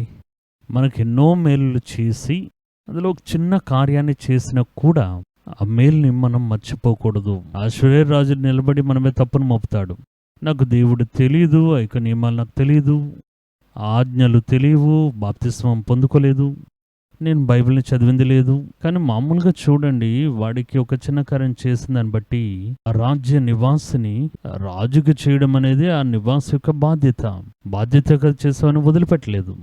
వాడికి ఒక మేలును చేసి కృతజ్ఞత మర్చిపోకుండా ఇది ఆలోచించి మనసులో పెట్టుకుని వాడికి సహాయం చేశాడని వాక్యం చెప్తుంది. వాడు న్యాయ తీర్పులో నిలబడి చెప్తాడు కదా, మీరు ఆయనకి ఎన్ని మేలులు చేశారు, సముద్రాన్ని చీల్చారు, నడిపింపజేశారు, అవసరాలను సంధించారు, ఆశ్చర్యమైన కార్యాలు చేశారు, బండను చీల్చారు, మంచినీళ్ళు ఇచ్చారు, కానీ ఒక్క నిమిషం మర్చిపోయాడే. అప్పుడు వాడికంటే నేనే నీతిమంతుని కదా. ఒక మనుషుడు చేసింది నేను మర్చిపోలేదు, కానీ మీ ప్రజలు దేవుడు చేసింది మర్చిపోతున్నారు. ఇది ఎలా ఉంటుంది? అప్పుడు కృతజ్ఞత లేనివాడు దేవునికి దూరంగా ఉన్నవాడు. దేవుని యొక్క కోపాగ్ని దండనకు వాడు తప్పించబడ్డని దేవుడి యొక్క వాక్యం చెప్తుంది. అదే ఇక్కడ చెప్తూ ఉన్నారు. ఆ దినమున అంటే అంత్య దినాల్లో మనుషుల యొక్క మనోభావాలు మారే కాలంలో, ఆ కఠినమైన కాలాల్లో ప్రజలు కృతజ్ఞత లేనివారుగా వారు ఉంటారు. కానీ మీరు కృతజ్ఞత గలవారై ఉండుడి అని దేవుడి యొక్క వాక్యం మనకి చెప్తూ ఉంది. మేలును ఎందుకు మర్చిపోతాం? మన యొక్క కళ్ళతో ఇంత మటుకు మనం చూసి ఎందుకు మేలును మర్చిపోతూ ఉన్నాం? ఎందుకు మనం కార్యాలను మర్చిపోతూ ఉన్నాం? ఎందువలన మర్చిపోతున్నాం అనే ఒక ప్రశ్న మనలో వస్తూ ఉంటుంది. అప్పుడు దేవుడు చేసిన మేలులను మర్చిపోవడం అనేది అది చాలా దురదృష్టమైన ఒక కార్యం. ఎందుకంటే దేవుడేం చిన్న చిన్న కార్యాలేం చేయట్లేదు. మన జీవితంలో గొప్ప కార్యాలు చేసి ఉంటారు, కానీ మనం చాలా సులువుగా మర్చిపోతుంటాం. సులభంగా అది మన మనసులో నిలిచి ఉండదు. ఎన్నో కార్యాలు దేవుడు చేసి ఉంటుండగా ఏదో మనమే సాధించాం, మనమే పొందుకున్నామని అనుకుని దేవుణ్ణి ఒక్క నిమిషంలోనే మర్చిపోతూ ఉన్నారు. పాత నిబంధన కాలంలోనే అలా ఉంటే ఆ అంత్యదినాలు ఇది చాలా ఎక్కువగా ఉంటుంది. మీరు ఈ ఉచ్చులో చిక్కుకూడదని దేవుడు కోరుకుంటూ ఉన్నారు. మనుషుడు మీకు మేలు చేసి ఉంటే వాడి దగ్గర మీరు కృతజ్ఞత కలిగి ఉండండి. దేవుడు మనుషుల మూలంగా మేలు చేస్తే దేవుని దగ్గర, మనుషుల దగ్గర కృతజ్ఞత కలిగి ఉండండి. దేవుడు వ్యక్తిగతంగా మీ జీవితంలో మేలు చేసి ఉంటే దాన్ని మర్చిపోకుండా కృతజ్ఞత గలవారై ఉండండి. అది మీ ఆత్మీయ జీవితంలో మేలులను, పరలోక భాగ్యాలను తీసుకుని వస్తుంది అని దేవుని యొక్క వాక్యం చెప్తుంది. ఎందువలన మర్చిపోతున్నారని అడిగితే వాక్యం ఏం చెప్తుందంటే, ఆశీర్వాదం వచ్చేటప్పుడు మర్చిపోతున్నాం. ఒక మనుషునికి వాడి జీవితంలో అన్ని కార్యాలు వాడు పొందుకున్నాడంటే పాతవన్నీ మర్చిపోతాడు. పాత విషయాలు జ్ఞాపకమే ఉండవు వారికి. ఏదో వారే సాధించి వచ్చినట్లుగా వారు అనుకుంటూ ఉంటారు. హోషియా గ్రంథం 13వ అధ్యాయం 6వ వాక్యంలో ఇది చెప్పబడుతుంది. తరువాత వారికి మేత దొరకగా వారు తిని తృప్తి పొందిరి.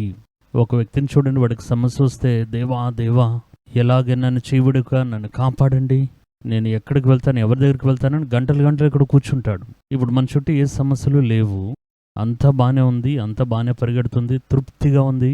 ఇప్పుడు మనం ఎందుకు దేవుడి దగ్గరికి వెళ్ళి నిలబడాలి? ఈ తృప్తి కలిగించే కార్యం గురించి ఎందుకు దేవుడికి వందనాలు చెల్లించాలి? వారు ఎప్పుడు మర్చిపోతున్నారంటే, హోషియా చెప్తున్నారు 13:6లో, తరువాత వారికి మేత దొరకగా చుట్టూ ఉన్న స్థలాల్లో పంట బాగా పండుతుంది, వారు తృప్తి పొందుకున్నారు. తృప్తి పొందిన తరువాత వారి హృదయం గర్వించింది, కాబట్టి నన్ను వారు మరిచారు. జీవితం బాగానే ఉందంటే మర్చిపోతారు, దేవుని మర్చిపోతారు. ఈ దినాల్లో మనం చూస్తున్నాం, ఒక సేవకుడు దేవుని దగ్గర మొదటగా వచ్చేటప్పుడు వాడి చేతులు కానీ వాడి చుట్టూ ఏమీ ఉండదు, ప్రజలు ఉండరు, వాడికి ఎటువంటి వసతులు ఉండవు. అందరూ సేవకులు, ఈ దినాల్లో టాప్లో ఉండే సేవకులు కూడా వారి యొక్క గత కాలాన్ని చూడండి, ఎంతో కష్టపడి ఉంటారు. నిజం అది. ఆ సమయంలో దేవా దేవాని వెనకాతల పరిగెత్తి ఉంటారు, అది నిజం. దేవుణ్ణి వారి ఎదురుగా పెట్టుకుని కార్యాలు చేసి ఉంటారు, దేవుడు వారికి సహాయం చేసి ఉంటారు. కానీ కొంతకాలం తర్వాత వారికి డబ్బులు, ధనం, వసతి అన్నీ వచ్చిన తర్వాత ఇప్పుడు అదే దేవుడు వారికి ఒక వ్యాపార వస్తువుగా మారిపోతారు. అది ఒక బ్రాండ్. దేవుడు చెప్తే మనం డబ్బులు సంపాదించవచ్చు. ఆ స్థితిలోకి వెళ్ళిన వారి యొక్క జీవితాన్ని మీరు చూస్తే దేవుణ్ణి మర్చిపోయి ఉంటారు. నిజంగా దేవుని జ్ఞాపకం చేసుకోరు. అది చెప్తేనే మనకి జీవనోపాధి కాబట్టి చెప్తారు తప్పించి నిజమైన కృతజ్ఞతతో దేవుణ్ణి జ్ఞాపకం చేసుకోరు. వాక్యం కూడా అదే చెప్తుంది. వారికి దొరికిన మేత. ఇక్కడ 3 కార్యాలు చెప్తున్నా చూడండి. మేత, తృప్తి, గర్వం, మరిచిపోవడం. ఏ విషయాలు వస్తున్నాయి? మేత, ఆశీర్వాదం, తృప్తి, సాటిస్ఫికేషన్ అన్నీ పరిపూర్ణంగా ఉన్నాయి. 3వది గర్వం. ఈ 3 కలిస్తే మర్చిపోతాం. ఇప్పుడు చూడండి, మన చుట్టూ ఆశీర్వాదకరమైన ఒక స్థితి. ఆశీర్వాదకరమైన స్థితి ఉండడం తప్పు కాదు. వసతులు ఉండడం తప్పు కాదు. ఆ వసతి మీ మైండ్లోకి వెళ్ళిపోతే అదే గొప్ప తప్పు. ఇప్పుడు చూడండి, మనకు అన్నీ ఉన్నాయి, మనల్ని ఎవరు కదిలించలేరు. అది మనసులోకి రాకూడదు. కొంతమంది నేను చూస్తున్నాను, కొంతమంది సేవకులను ఇలా చూసి ఉన్నాను. వారికి అన్ని వసతులు ఉంటాయి, కానీ అది వారి మనసులోకి వెళ్ళదు. అది వారు చూడరు. అలాంటి వారు ఎలా ఉన్నా పర్వాలేదు. కొంతమంది చూడండి, కొంత వసతి రాగానే ఒక గర్వం, ఒక తృప్తి, నన్ను ఎవరు కదిలించగలరు? అక్కడేనండి తప్పు. వాక్యం అది చెప్తుంది. ఒక మనుషుడు దేవుణ్ణి మరిచిపోవడానికి, దైవత్యం యొక్క కార్యాలు కృతజ్ఞత మరిచిపోవడానికి 3 విషయాలు వెనకాతలు ఉండడం మనం చూస్తున్నాం. ఒకటి ఆశీర్వాదం, ఆశీర్వాదం మూలంగా కలిగే ఆ తృప్తి, తృప్తి మూలంగా కలిగే గర్వం. ఇవి 3 మనలో మర్చిపోయే తత్వాన్ని జన్మింపజేస్తాయి. కాబట్టి జాగ్రత్తగా ఉండాలి. ఆశీర్వాదం వచ్చేటప్పుడు జాగ్రత్తగా ఉండాలి. ఈ యొక్క దినాల్లో చాలామంది ఆశీర్వాదం గురించి బోధించి మీరు ఆశీర్వాదకరంగా ఉండాలని చెప్తూ ఉన్నారే. ఆశీర్వాదం వస్తే ఖచ్చితంగా 100కి 90 మంది దేవుణ్ణి మర్చిపోతారు.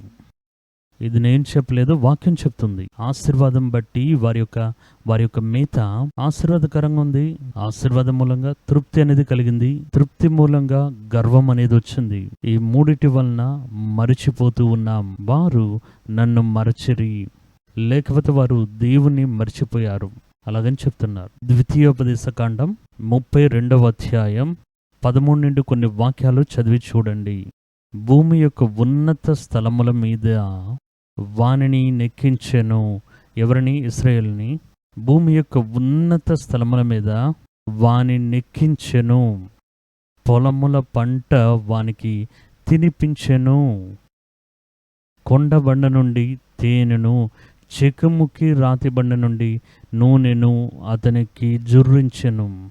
పాపమండి, వాడికి అందరి వలన తృణీకరించబడిన వాడిని దేవుడు కనికరించి ఉన్నత స్థలం మీద వాడిని ఎక్కించి మేలుని భుజింపచేసి కొండ బండ నుండి వచ్చే యొక్క తేనెను, అక్కడి నుండి వచ్చే ఆ యొక్క నూనెను ఇచ్చి తృప్తిపరిచారు.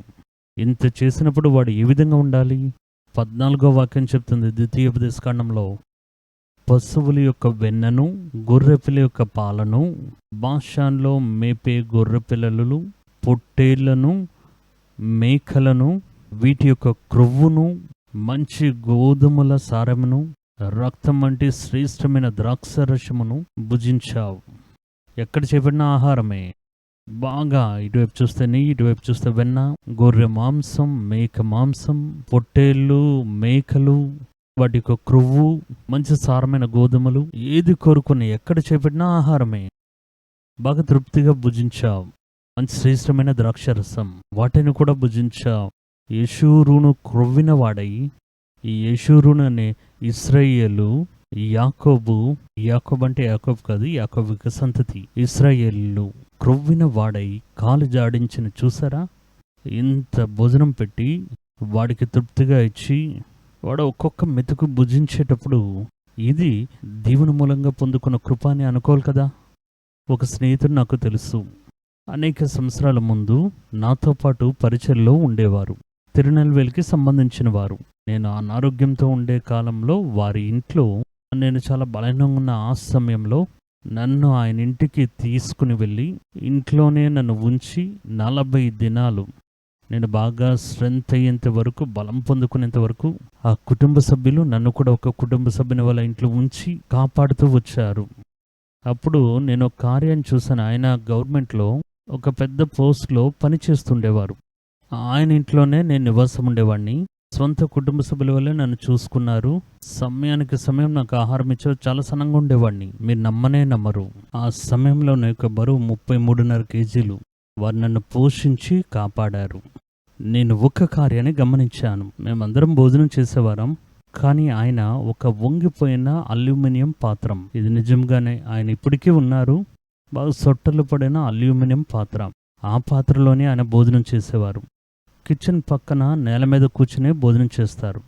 ఏంటి బ్రదర్, అందరూ టేబుల్ మీద కూర్చుని భోజనం చేస్తున్నారు, మీరు మాత్రం ఇక్కడ కింద నేల మీద కూర్చుని అల్యూమినియం పాత్రలో భోజనం చేస్తున్నారే అని నేను అడిగాను. ఆయనకి సొంతంగా ఇల్లు అనేది ఉంది, మంచి ఒక గవర్నమెంట్ జాబ్ ఉంది, ఇవన్నీ జ్ఞాపకంలో పెట్టుకోండి. అప్పుడు ఆయన చెప్పారు, నా కుటుంబంలో నా జీవితాన్ని నేను ఆరంభించిన సమయంలో తర్వాత పూటకి భోజనమే ఉండదు. మా కుటుంబం మొత్తం ఒక దినానికి ఒక పూటకి భోజనం తింటేనే గొప్ప విషయం. అటువంటి సమయంలో ఒక బాగా వంగిపోయిన అల్యూమినియం పాత్రం, ఆ పాత్రలోనే మా అమ్మగారు మాకు భోజనం ఇస్తూ ఉండేవారు. పేదరికం మమ్మల్ని బాగా ఇబ్బంది పెట్టింది. నేను దాని తర్వాత ఉద్యోగానికి వచ్చిన తర్వాత కూడా ఒక చిన్న పోస్టే నాకు దొరికింది. అప్పుడు కూడా నేను ఈ ప్లేట్లోనే భోజనం చేశాను. ఇప్పుడు నాకు సొంతంగా ఒక ఇల్లు అనేది ఉంది, నాకు సొంతంగా అన్నీ ఉన్నాయి. కానీ నేను ఆ దినములను మర్చిపోలేదు. కాబట్టి ఆ రోజు నేను ఏ ప్లేట్లో అయితే తిన్నానో అదే ప్లేట్ ఇది. అది నేను చూస్తే అది బాగా వంగిపోయి, అది మనం చెప్పకూడదు, కుక్కలు భోజనం పెడతారు చూడండి, అలా ఉంటుంది ఆ ప్లేటు. అందులో భోజనం వేసుకొని తింటూ ఉన్నారు ఆయన. దాన్ని మర్చిపోకూడదు. ఇప్పటికి దేవుడు నాకు ఎంత ఉన్నత స్థితి కలుగు చేసినా నేను నా గత స్థితిని మర్చిపోలేదు. అది జ్ఞాపకం చేసుకోవడానికే ఒక్కొక్కసారి భోజనం చేసేటప్పుడు ఇలా కూర్చుంటా. ఈ ప్లేట్ చూసేటప్పుడు నాకు జ్ఞాపకం వస్తుంది. ఈ దిన నేనుండే ఈ పరిస్థితి, ఈరోజు నేను ఉన్న ఈ యొక్క స్థలం దేవుడి వల్ల నాకు అనుగ్రహించబడింది. నేను ఒక కాలంలో ఈ యొక్క స్థితి నుండి పైకి ఎదిగి వచ్చానని చెప్పారు. దేవుడు చేసిన మేలును మర్చిపోకూడదు. దావీదుని చూడండి, గొర్రెల వెనక తిరుగులాడుతూ ఉండేవాడిని.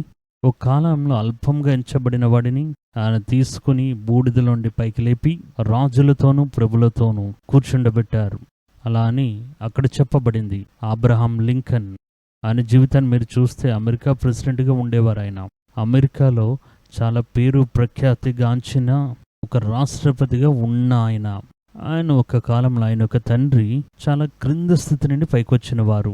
చెప్పులు కుట్టే ఈ గ్యాబ్లెస్ అని చెప్పబడే కుటుంబంలో చెప్పులు కుట్టే పనిని చేసేవారు. ఆయన తన యొక్క ఇంట్లో ఆ దినాల్లోనే ఆయన వేసుకుని ఉన్న వస్త్రమును, ఆ మలినంతో ఉన్న యొక్క దుస్తుల్ని ఒక సూట్ కేసులో భద్రంగా ఉంచి ఉన్నారట. అక్కడ ఉన్నవారు చెప్తారు, ఆయన సెనెట్కి వెళ్ళేటప్పుడు, ఆ న్యాయసభకో లేకపోతే పార్లమెంట్కి వెళ్ళేటప్పుడు ఒక చిన్న పెట్టెని తీసుకుని వెళ్తారట. ఆ పెట్టెలో ఏముందనే విషయం చాలా మందికి చాలా కాలం తెలియదు. పైన వెళ్ళి కూర్చుని ప్రార్థన అంతా అయిపోగానే అందరూ కూర్చున్న తర్వాత పెట్టె దగ్గర చూసి తర్వాత మాట్లాడడం మొదలు పెడతారట. అప్పుడు అందరికీ ఒక సందేహం, ఈ పెట్టెలో ఏముందని అడిగారట. ఆయన ఏం చెప్పారు, నేను ఒక చెప్పులు కుట్టేవాడిగా వీధిలో కూర్చుని కుట్టేటప్పుడు నేను వేసుకున్న బట్టలు, ఇది నా యొక్క షర్ట్, దాన్ని మడిచి నేను లోపల పెట్టి ఉన్నా. ఎంతోమంది పొగిడినను, ఎంత ఉన్నతమైన స్థితికి వచ్చినా ఈ పెట్టెని తెరిచి చూసేటప్పుడు దేవుడు నాకు చేసిన మేలు జ్ఞాపకానికి వస్తాయంటారు. నేను ఏ స్థలంలో హెచ్చించబడ్డాను, కొంతమంది విషయాలను మర్చిపోవడం వల్ల వారికి ఏది జ్ఞాపకం ఉండదు. ఇక్కడ చూడండి, ఒక కాలంలో ఉదయకాలంన లేచి బానిస పనులకు వెళ్తూ అక్కడున్న మనుషులు కొరడాలతో కొడుతూ చిన్న పిల్లలు మొదలుకొని ఇటుకలు ముయ్యాలి. ఒకవేళ స్థలంలో చనిపోతే ఆ పిల్లల్ని ఆ గోడలో అలాగే పెట్టి అక్కడ పూసేస్తారు. చరిత్రలో ఇవన్నీ కనిపెట్టారు. బానిసల యొక్క జీవితం, ఇటువంటి జీవితం జీవించిన ఇశ్రాయేలీయులు ఉన్నతమైన స్థలం మీద వారిని ఎక్కించి వారిని యొక్క స్థానంలో నడిపింపజేసి ఒక పూట భోజనానికి అవకాశమే లేని వారికి బానిస పనులు చేసేవారు.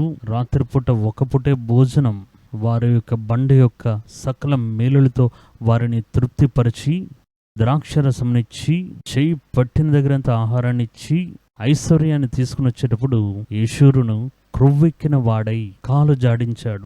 క్రొవ్వి బలిసి అంటే ఫ్యాట్ అవ్వడం.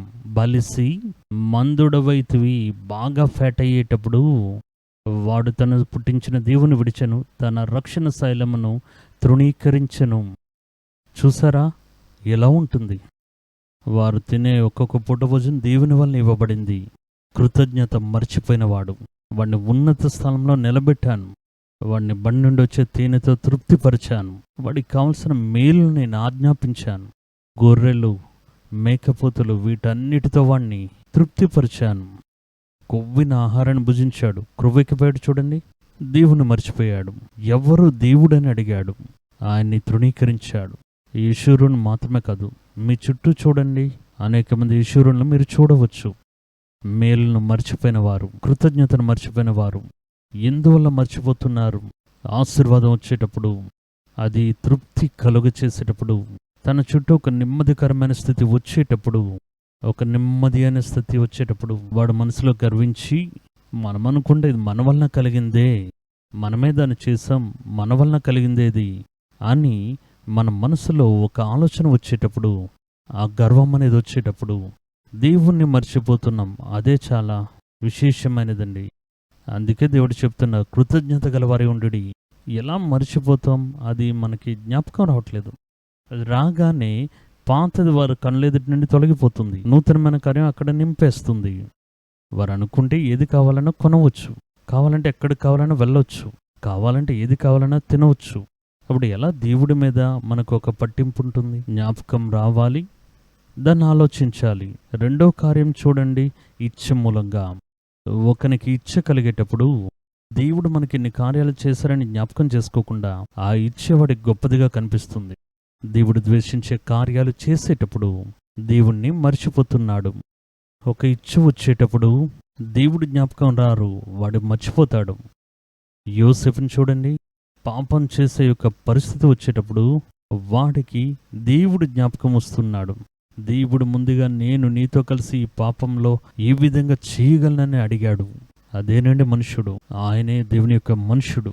ఒకడికి ఇచ్చ కలిగితే అన్నిటినీ మర్చిపోతాడు. ఆ ఇచ్చ మూలంగా, ఆ ఇచ్చ ఎటువంటిదైనా ఉండవచ్చు. ఒక ఇంటి మీద ఇచ్చ కలిగి ఉండొచ్చు, ఆస్తి మీద ఇచ్చ కలిగి ఉండొచ్చు, ఒక కారు మీద ఇచ్చ కలిగి ఉండొచ్చు. ఒకటిది శరీర ఇచ్చ మాత్రమే కాదు, అందులో ఎన్నో రకాలు ఉన్నాయి. ఆ ఇచ్చ వచ్చినట్లయితే వాడు దేవుణ్ణి మర్చిపోతాడు. అయ్యో, ఇంత పాపమైన కార్యాన్ని చెప్తూ ఉన్నామే, సంకోచించకుండా ఒక అబద్ధం ఆడుతున్నామే, అవన్నీ వాడికి జ్ఞాపకమే రాదు. కారణం ఏంటంటే ఇచ్చ. కీర్తనల గ్రంథం 78వ కీర్తన 18వ వాక్యంలో, 78లోనే, కీర్తన 78లో చాలా కార్యాలు దీని గురించి చెప్పబడ్డాయి. ఎలా మర్చిపోతున్నారు? కీర్తనలు 78లో 18 ఈ విధంగా చెప్తుంది, వారు తమ ఆశ కొలది ఆహారం నడుగుచు తమ హృదయంలో దేవుని శోధించిరి. హృదయంలో. వీడు చూడండి ఏం చెప్తున్నాడంటే, ఆ బండను కొట్టడం మూలంగా అందులో నీళ్ళు రావడం గొప్ప విషయం కాదు, నేను పెద్ద విషయం కదా. ఆ రోజు గగ్గోలు పెట్టారు, దాంతో కష్టపడి ఆ వాక్యం తర్వాత వాడిని చూడండి తెలుస్తుంది. బండను చీల్చి నీళ్ళు ఇవ్వడం పెద్ద విషయం కాదు. వారికి అరణ్యంలో రొట్టెను, మాకు మాంసం ఇవ్వగలరా అని అడిగారు. భోజనం చేయడానికి నాన్ వెజ్ దొరుకుతుందా అని అడిగారు. అప్పుడు వారు చూడండి, వారి హృదయంలో ఒక ఇచ్చ. ఆ ఇచ్చ వచ్చేటప్పుడు దేవుడు నడిపించిన కార్యాలను మరిచిపోతున్నారు. ఆ ఇచ్చలో సులభంగా పడిపోతూ ఉన్నారు. వారు ఇచ్చ మూలంగా వారు దేవుణ్ణి మరిచిపోయిరి. కొంతమంది వ్యక్తుల గురించి చెప్తాను చూడండి, ఆశ్చర్యంగా ఉంటుంది. మొదటి వ్యక్తి దావీదు. 2 సమయాల గ్రంథంలో దావీదు గురించి మీకు తెలుసు. ఆయన తన కుటుంబ సభ్యుల వలన తృణీకరించబడి గొర్రెల మందను మేపేవాడు. ఈసాయి యొక్క పిల్లల్లో ఈయన యొక్క అన్నలందరూ సైన్యంలో, సౌలు యొక్క సైన్యంలో పనిచేస్తుండేవారు. కానీ దావీదు మాత్రం గొర్రెలు మేపడానికి పంపబడ్డాడు. ఆయన చూడ చక్కని వాడు, సౌందర్యము గలవాడిగా ఉండడం బట్టి చాలామంది వాడిని అలక్ష్యం చేశారు. అందువల్ల వాడిని గొర్రెలు మేపడానికి పంపారు. ఆయన్ని దేవుడు తీసుకుని ఆయన ఉపయోగించి రాజునకు సమం చేసి, ఆయన చెప్పారు కదా, రాజుకి అల్లుడు అవ్వడం అనేది సాధారణమైన కార్యమా అని చెప్పారు కదా. అల్లుడిని చేసి రాజ్యమునకు అధిపతి చేసి గొర్రెల వెనకాల తిరుగులాడే దావీదుని ఆయన పేరుకి ఖ్యాతి కలుగజేసి వెళ్ళిన స్థలాలన్నింటిలో జయాన్ని దేవుడు అనుగ్రహించి, ఇదంతా మంచిదే. ఆయన కూడా చూడండి, నేను దేవుడిని ఎల్లప్పుడూ స్తుతిస్తాను, ఆయన స్తుతి నా నోట్లో ఉంటుంది, ఇలా అంతా చెప్పిన వాడే. కానీ ఒక ఇచ్చ వచ్చేటప్పుడు వెన్న అన్నిటినీ మర్చిపోతున్నాడు. దేవుడు మన తోడుగా ఉండడం మర్చిపోతున్నారు. దేవుని యొక్క ఆత్మ ఆయనతో పాటు ఉండడం మర్చిపోతున్నాడు. దేవుడు ఆయనకి చేసింది మర్చిపోతున్నాడు. ఈ ఇచ్చ మాత్రం చాలా పెద్దదిగా ఉంది. దేవుడి యొక్క ఇంకొక వైపును చూడండి. 2 సమూయేలు గ్రంథం 11వ అధ్యాయంలో బత్షెబె దగ్గర పాపం చేసే విధంగా పడిపోయాడు. రాజులు యుద్ధానికి బయలుదేరే కాలం అనేది వచ్చేటప్పుడు దావీదు యుద్ధానికి వెళ్లకుండా ఇంట్లో కూర్చుంటున్నాడు. అక్కడైతే యుద్ధం జరుగుతూ ఉంది. అక్కడి నుండి ఒక వ్యక్తి పరిగెత్తుకుని వచ్చి సమాచారం చెప్తున్నాడు, ఈరోజు యుద్ధంలో మనమే జయం పొందుకున్నాం. వాక్యం చెప్తుంది రాజులు యుద్ధం చేసే కాలం అది. కానీ ఇక్కడ రాజు వెళ్ళలేదు, ఆయన యొక్క సైన్యాధిపతులు వెళ్ళారు. అదే మొదటి తప్పు. ఈయన పైన కూర్చున్నారు. అప్పుడు రాజనగరి మిద్దె మీద నడుచుచుండగా స్నానం చేచున్న ఒక స్త్రీని చూశాడు. ఆ స్త్రీ చూడ్డానికి బహు సౌందర్యవతి ఉంది. ఆమె పేరు బత్షెబా అనేది. చూడగానే ఆయనకి ఆశ కలుగుతుంది. రాజు ఆజ్ఞాపించి ఆమెను తీసుకుని వచ్చేసాడు. మర్చిపోయాడు. ఆ ఇచ్చ అధికమైపోయింది. అది ఎవరైనా అడుగుతున్నాడు. ఊరియా యొక్క భార్య అని చెప్తున్నారు. ఇంకొకరి యొక్క భార్య. ఆయనను ఈయనకి ఆ ఇచ్చ వచ్చేటప్పుడు ఇతరుల యొక్క భార్యను అపహరించొచ్చా? అవన్నీ ఏమీ జ్ఞాపకానికి రాలేదు. దేవుడు మనకిచ్చిన మేలులు, దేవుడు మనతో పాటు ఉండి చేసిన కార్యాలు, దేవుణ్ణి మనం ఎంతగా స్తుతించాం, ఇవన్నీ మర్చిపోయి ఈ ఇచ్చ మాత్రం పైన ఉండేది. అప్పుడు ఇచ్చ దేవుని యొక్క క్రియలను, దేవుడు చేసే మహత్వములను మర్చిపోయేటట్లు చేస్తుంది. వెంటనే పాపం చేస్తుంది. అది మాత్రమే కాదు, మళ్ళీ తిరిగి ఆ ఊరియా యొక్క భార్యను అపహరించాలని అనుకుని తన యొక్క సైన్యాధిపతులకు ఒక సమాచారాన్ని ఇచ్చి అక్కడున్న వారి యొక్క దళపతి దగ్గర ఈ ఊరియా ఏ స్థానంలో నిలబడితే శత్రువుల యొక్క బాణాలు వచ్చి తాకుతాయో ఆ స్థలంలో వెళ్ళి నిలబెట్టండి అని చెప్తున్నాడు. అక్కడికి వెళ్ళి నిలబెట్టిన తర్వాత ఆ శత్రువుల యొక్క బాణం తగిలి ఊరియా చనిపోతున్నాడు. వాని యొక్క భార్యను అపహరించాడు. అప్పుడు చూడండి, పాపం, ఇచ్చ, వ్యభిచార పాపం, రెండవది ఒక మర్డర్, హత్య. ఎవరండి? దావీదు. దేవుడు వారికి మేలు చేసిన నిజమే, కానీ ఒక నిమిషంలో అది మర్చిపోవడానికి గల కారణం ఆ ఇచ్చ. కాబట్టి చాలా జాగ్రత్తగా ఉండాలి. రెండో కార్యం చూడండి, సొలొమోన్ ఎంత పెద్ద కోటను కట్టి, ఎంతో పెద్ద దేవాలయాన్ని కట్టి, ఎంతో గొప్ప దేశాన్ని నిర్మించి లోకంలో పేరు ప్రఖ్యాతులుగాంచినవాడు. అనేక స్థలాల్లో నుండి ఆయన యొక్క జ్ఞానాన్ని వినడానికి, చూడడానికి వచ్చేవారు. దేవుడు ఆ వ్యక్తితో నేరుగా మాట్లాడి ఆలోచనలు ఇచ్చి దేవుడి నిమిత్తం గొప్ప కార్యాలు సాధించినవాడు. దేవాలయంను కట్టి ఆ దేవాలయంలో ఆరాధన చేసేటప్పుడు షెకెనా యొక్క మహిమ దిగివచ్చి యాజకులు పని చేయలేని ఒక స్థితి అక్కడ ఉండేది. సొలొమోను ఒక మంచి ప్రార్థన చేయడం మీరు చదివే ఉంటారు. దేవాలయం ప్రతిష్ఠించడం, ఇటువంటి కార్యాలు చేసిన మంచి శ్రేష్టమైన సొలొమోనును ఇప్పుడు మనం వేరే స్థలంలో చూస్తున్నాం. ఎక్కడో తెలుసా? సాతానుకి ఆలయాలు కట్టి అక్కడ గంటలు కొడుతున్న సొలొమోను చూస్తున్నాం. ఎలా ఉంటుంది ఒకసారి ఊహించి చూడండి. అక్కడికి వెళ్ళి పూజలు చేసి అక్కడ కార్యాలను చేసి పడిపోయి ఉన్న ఆ దూతలకి ఆరాధనలు చేసి రక్త బలి అడిగే యొక్క నరబళ్ళు చెల్లించి వాటికి ఆలయాలు కట్టాడట. వాటికి ఆలయాలు. ఒక దేవుని నిమిత్తం ఆలయం కట్టిన సొలొమోను ఆ విగ్రహాలకు ఆలయాలు కడతాడా? కట్టాడని వాక్యం చెప్తుంది. చూడండి, 1 రాజుల గ్రంథం 11వ అధ్యాయం. దానికి కారణం ఏంటో తెలుసా? వాడు వివాహం చేసుకున్న అన్య దేశం యొక్క స్త్రీలు వాడు హృదయం వెళ్ళే మార్గాన్ని తప్పింపచేశారు. ఇది ఇచ్చలో కలిగే కార్యం. సొలొమోను ఎంత గొప్ప ఇచ్చ కలిగిన వ్యక్తి అనేది ఆ వాక్యం చెప్తుంది. చూడండి, 1 రాజుల గ్రంథము 11వ అధ్యాయం 3వ వాక్యంలో చెప్పబడింది. వాడికి రాజు కుమార్తెలైన 700 మంది భార్యలను, ఈ కాంకుబైన్స్ అని చెప్తుంటారు కదా, 700 మంది భార్యలను, ఇల్లీగల్గా వివాహం చేసుకోకుండా కలిగి ఉన్న స్త్రీలు 700 మంది, 300 మంది ఉపపత్నులను, అందులో ఇంకో 300 మంది ఉన్నారు. అతని భార్యలు అతని హృదయమును త్రిప్పివేసిరి. సొలొమోను జ్ఞానం గలవాడే, సొలొమోను గొప్ప రాజే, దేవాలయం కట్టినవాడే. కానీ వాడి ఇంకొక వైపు చూసారా? ఇచ్చ. ఈ ఇచ్చకి అవకాశం ఇవ్వడం బట్టి సొలొమోను వృద్ధుడైనప్పుడు అతని భార్యలు అతని హృదయమును ఇతర దేవతల తట్టు త్రిప్పగా అలా మార్చేశారు. దానివల్ల వాడి యొక్క హృదయం తన తండ్రి అయిన దావీదు హృదయము వలె దేవుడు అయిన యెహోవా ఎడల యథార్థంగా లేకపోయాను. సొలొమోను సీదోనీల దేవత అయిన అస్తరోతును, అమ్మోనీల హేయమైన దేవతను మిల్కోమును వెంబడించాడు. ఉట్టిగా ఆలయం కట్టడం మాత్రం కాదు, వెంబడించాడట అక్కడికి వెళ్ళి. ఇది ఎంత కష్టం ఆలోచించి చూడండి. ఇది ఎటువంటి కార్యమని ఆలోచించి చూడండి. సొలొమోను తన తండ్రి అయిన దావీదు వలె దేవుని పరిపూర్ణంగా వెంబడించక దేవుని యొక్క దృష్టికి విరోధమైన కార్యాలు చేశాడు. అప్పుడు సొలొమోను కేమోషు అను మోయాబీల హేయమైన దేవతకును, మొలోకు అను అమ్మోనీల హేయమైన దేవతకును యెరూషలేము ఎదుటున్న కొండ మీద బలిపీఠములు కట్టించెను. ఒక కాలంలో దేవునికి ఆలయం కట్టినవాడు, దేవుణ్ణి ఆరాధించినవాడు, పరలోకం యొక్క మహిమ దిగి వచ్చే విధంగా దాని మధ్యలో ఉండి ప్రార్థన చేసిన వారు. ఇప్పుడు చూడండి, అన్నిటినీ మరిచిపోయి, అన్నిటినీ విడిచిపెట్టి, ఈ స్త్రీలు మాట్లాడిందని విని, వాడి యొక్క ఉపపత్నంలో చెప్పిందంతా విని, బలిపీఠాలు కట్టి అన్య దేవతల్ని ఆరాధన చేసి మనస్సు మార్చబడి వాటిని వెంబడించాడు అని వాక్యంలో రాయబడింది. ఇవన్నీ దేవుని మర్చిపోతేనే కదా వస్తాయి. ఎంత పెద్ద రాజు, ఆయన కాలంలో యుద్ధాన్ని దేవుడు అనుమతించలేదే. వాడి చుట్టూ దేవుడు సమాధానం కలుగజేసి ఉంచారు. వాడి పేరు ప్రపంచ దేశాలన్నిట్లో ఖ్యాతిని కలుగజేసింది. సొలొమోను యొక్క జీవితం ఆ విధంగా మారిపోయింది. అప్పుడు ఇచ్చ మూలంగా దాన్ని మర్చిపోతూ ఉన్నారు. ఇంకా చాలా మందిని చెప్పొచ్చు. సౌలు రాజు కూడా ఇటువంటి వాడే.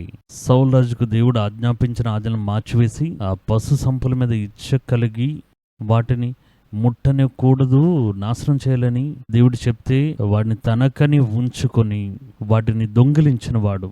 నూతన నిబంధన కాలంకి వస్తే ఇస్కరియోతు యూదా. దేవుడు అందరినీ పిలిచేటప్పుడు వీడిని కూడా పిలిచారు. అపోస్తలుల్లో ఒక్కడిగా లెక్కించబడ్డాడు. వారందరికీ ఇవ్వని ఒక పెద్ద బాధ్యతను దేవుడు వాడికిచ్చి డబ్బులు సంచిన మోసే ఆ పనిని వాడికి ఇచ్చారు. కానీ యూదాస్ చూడండి, డబ్బుల మీద ఇచ్చ కలిగినప్పుడు 30 వెండి కాసులకి ఆశపడి యేసుని పట్టించాడు. అపోస్తల కార్యములు 1వ అధ్యాయం 16వ వాక్యంలో, సహోదరులారా, యేసును పట్టుకున్న వారికి త్రోవ చూపిన యూదాను గూర్చి పరిశుద్ధాత్మ దావీదు ద్వారా పూర్వం పలికిన లేఖనము నెరవేరవలసి ఉండెను. అతడు మనలో ఒకడిగా ఎంచబడిన వాడి ఈ పరిచర్యలో పాలు పొందెను. దేవుడు ఒక భాగాన్నిచ్చి, పరిచర్నిచ్చి, అన్ని ఇచ్చిన, ద్రోహం వలన సంపాదించిన రూకల్నిచ్చి ఒక పొలము కొనను. తల క్రిందలుగా పడ్డాడు. అనీతి మూలంగా వచ్చింది.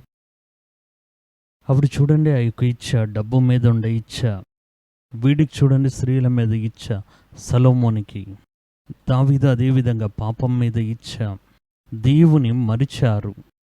యేసు జీవించినప్పుడు ఎన్ని ఉపదేశాలు చేస్తుంటారు, ఎంత మాట్లాడి ఉంటారు, ఎన్ని కార్యాలను యూదా చూస్తుంటాడు. యూదా చేతిలో కూడా చూడండి, ఆయన ప్రార్థించి ఇచ్చిన యొక్క రొట్టె ముక్క, చేప వాడి చేతులు ఉంది. 5 రొట్టెలు 2 చేపలే చూస్తూ ఉన్నాడు. వాడి చేతిలో కూడా ఒక గంపనిచ్చారు. ఆయన తీస్తూ ఉంటుండగా ఆయన చేతిలోని అద్భుతం జరిగింది కూడా చూసాం. అపోస్తలుల్లో ఒకడుగా లెక్కించబడి యేసు ప్రార్థన చేసి ఇచ్చేశారు. ఈ గంపలు తీస్తూ ఉండగా వస్తూనే ఉంది చూడండి అద్భుతం. అందులో యూదా కూడా ఒకడే. ఆ అద్భుతాన్ని ముట్టి, అద్భుతం మీద చేవేసి అన్నిటినీ చూసా యూదా. 30 వెండి కాసుల నిమిత్తం ఆ దుర్నీతి యొక్క కూలిని చూడగానే వెంటనే మర్చిపోయాడు కదా దేవుడు వాడిపై చూపించిన ప్రేమను, దేవుడి యొక్క మహిమను, ఈయన దేవుని కుమారుడైన విషయం వీడు మర్చిపోయాడే. అప్పుడు చూడండి, ఆశీర్వాదము, మనసులో తృప్తి, మనసులో గర్వం, తర్వాత ఇచ్చ, ఇవన్నీ దేవుణ్ణి మర్చిపోయే విధంగా చేసే కార్యములు. తర్వాత చూడండి, దేన్ని బట్టి దేవుడు చేసే కార్యాలను మర్చిపోతున్నారు. దేవుణ్ణి విశ్వసించకపోవడం వలన రక్షణని మరిచేటప్పుడు అది జరుగుతుందట. కీర్తనలు 78లో అందులో చెప్తున్నారు, 78:21లో, తర్వాత 37 వాక్యాల్లో, యెహోవా ఈ మాట విని కోపగించెను. వారు దేవుని విశ్వసించకుండా ఆయన రక్షణను నమ్మకపోవడం వల్ల ఆయనను వారి హృదయం ఆయన ఎడల స్థిరంగా నుండలేదు. 36వ వాక్యం, ఆయన నిబంధనను వారు నమ్మకంగా గైకొనలేదు, దానివల్ల వారు దేవుణ్ణి మర్చిపోయారు. కీర్తనలు 78 మనం చదివినప్పుడు 11వ వాక్యంలో దేవుడు వారికి చేసిన మేలు మర్చిపోయారు. తర్వాత ఉన్న వాక్యాల్లో ఎందుకు మర్చిపోయారు అనేది రాయబడింది. వారు దేవుణ్ణి విశ్వసించకుండా ఆ విశ్వాసం తగ్గిపోవడం ఆరంభించేటప్పుడు వారు దేవుణ్ణి మర్చిపోవడం మొదలు పెడుతున్నారు. ఇవన్నీ దేవుని వలన వచ్చిందనేది వారు నమ్మట్లేదు. రెండవది, వారి యొక్క రక్షణను నమ్మకపోవడం వల్ల, నేను రక్షణ పొందుకున్నాను, ఈ రక్షణ నా వలన కలిగింది కాదు, దేవుని వలన కలిగినది, ఇది మరిచిపోవడం వల్ల, వారి యొక్క హృదయం వారి దగ్గర స్థిరపరచబడకపోవడం వల్ల, దేవుని దగ్గర మన హృదయం నిలవకపోవడం వలన మర్చిపోతున్నాం. దేవుడితో మన హృదయం నిలిచి ఉంటే మీరు ఎంతగానో పరిగెత్తవచ్చు, పని చేయొచ్చు, కష్టపడవచ్చు, పరిచర్య కూడా చేయొచ్చు. కానీ హృదయం దేవునితో నిలిచి ఉండకపోతే, స్థిరపరచబడకపోతే కొన్ని దినాలు అది మారిపోతుంది. కొంతమంది మీరు చూస్తుంటారు, బాగా పనిచేస్తారు, ప్రార్థన చేయరు. వారు ఏదో చెప్తున్నారని దాన్ని బట్టి చేస్తారు. కానీ దేవుని దగ్గర మీ హృదయాన్ని స్థిరపరిస్తే, నిలిపి ఉంచినట్లయితే మీరు దాన్ని మర్చిపోరు, అది జ్ఞాపకంలో ఉంటుంది. దేవుని దగ్గర హృదయం నిలవకపోవడం వల్ల, నిబంధనలో నమ్మికగా ఉండకపోవడం వల్ల దేవుని యొక్క క్రియలను మర్చిపోతున్నారు. మళ్ళీ చదువుతాను. కీర్తనల గ్రంథం 78వ కీర్తన 21వ వాక్యం, 37వ వాక్యం. 21 ఈ విధంగా చెప్పబడింది, యెహోవా ఈ మాట విని కోపగించెను. వారు మర్చిపోయి దేవుని దూషించారు కదా, యెహోవా కోపడ్డారు. ఎందుకు మర్చిపోయారు? వారు దేవుని విశ్వసించకుండా ఆయన రక్షణను నమ్మకపోవడం వలన. తర్వాత 36లో చెప్పబడింది, వారి హృదయము ఆయన ఎడల స్థిరముగా నుండలేదు, ఆయన నిబంధనను వారు నమ్మకంగా కైకొనలేదు. దానివల్లనే వారు మర్చిపోయారు. మేలును మర్చిపోయిన వారి ఆనవాలు. ఒకడు మేలు మర్చిపోయాడు అంటే వాడి కొన్ని ఆనవాళ్ళు ఉన్నాయి, విశేషమైన ఆనవాళ్ళు. అది ఏంటని వేగంగా చూసేద్దాం. చూడండి, దేవుడి దగ్గర మేలును పొందుకొని ఆయన్ని మర్చిపోయారు, కృతజ్ఞత లేని వారికి పోయారంటే మేలుని మర్చిపోయిన వారికి కొన్ని ఆనవాళ్ళు ఉంటాయి. అది చూస్తే మీకు అర్థమవుతుంది. అది ఏ ఆనవాళ్ళు? ఒకటి, దేవుని యొక్క ఆలోచన నిమిత్తం వారు వేచి ఉండరు. దేవుడే నడిపిస్తున్నారు, దేవుడే మనం బలపరుస్తున్న విషయం తెలియక వారు మనమే కదా పరిగెడుతున్నాం, మన బలంలోనే కదా నిలబడుతున్నాం అని అనుకునేవాడు ఆయన యొక్క ఆలోచన నిమిత్తం వేచి ఉండడు. అంటే వాడు మర్చిపోయాడని అర్థం. సౌలు అదేవిధంగా చేశాడు. సమయంలో వచ్చేంత వరకు వారు వేచి ఉండలేదు, దేవుని యొక్క ఆలోచనకు వారు వేచి ఉండలేదు. వాక్యం చెప్తుంది, కీర్తనల గ్రంథం 106వ కీర్తన. అందులో మేలును మర్చిపోయిన వారి యొక్క క్రియలు ఏ విధంగా ఉంటాయి. కీర్తనలు 106వ కీర్తన తీసారా? చూడండి, అందులో చెప్తున్నారు 13వ వాక్యం, ఆయనను వారు ఆయన కార్యములు వెంటనే మర్చిపోయిరి, ఆయన ఆలోచన కొరకు కనిపెట్టుకొనకపోయిరి. ఇది ఎందువలన వస్తుంది? దేవుని యొక్క ఆలోచనకి వేచి ఉండకపోతే అది వారు మర్చిపోయారనే దానికి ఒక ఆనవాలు. ఎంత పరిగెత్తినా, ఎంత పని చేసినా దేవుని నిమిత్తం మనం వేచి ఉండాలి, ఆయన చెప్తేనే చెయ్యాలి. ఈ విషయం ఎంతమందికి ఉంటుంది ఆలోచించి చూడండి. దేవుని నిమిత్తం వేచి ఉండాలి. వారు సులభంగా చేసే ఏ కార్యమైనా అందులో దేవుణ్ణి ఉంచాలనే ఒక విషయం వారికి ఉండనే ఉండదు. నేను ఎప్పుడూ చెప్పే ఒక ఉదాహరణ ఉంది. ఒక దినాన మీరు ఒక చర్చికి వెళ్తున్నారు, మీరు ఒక విశ్వాసి.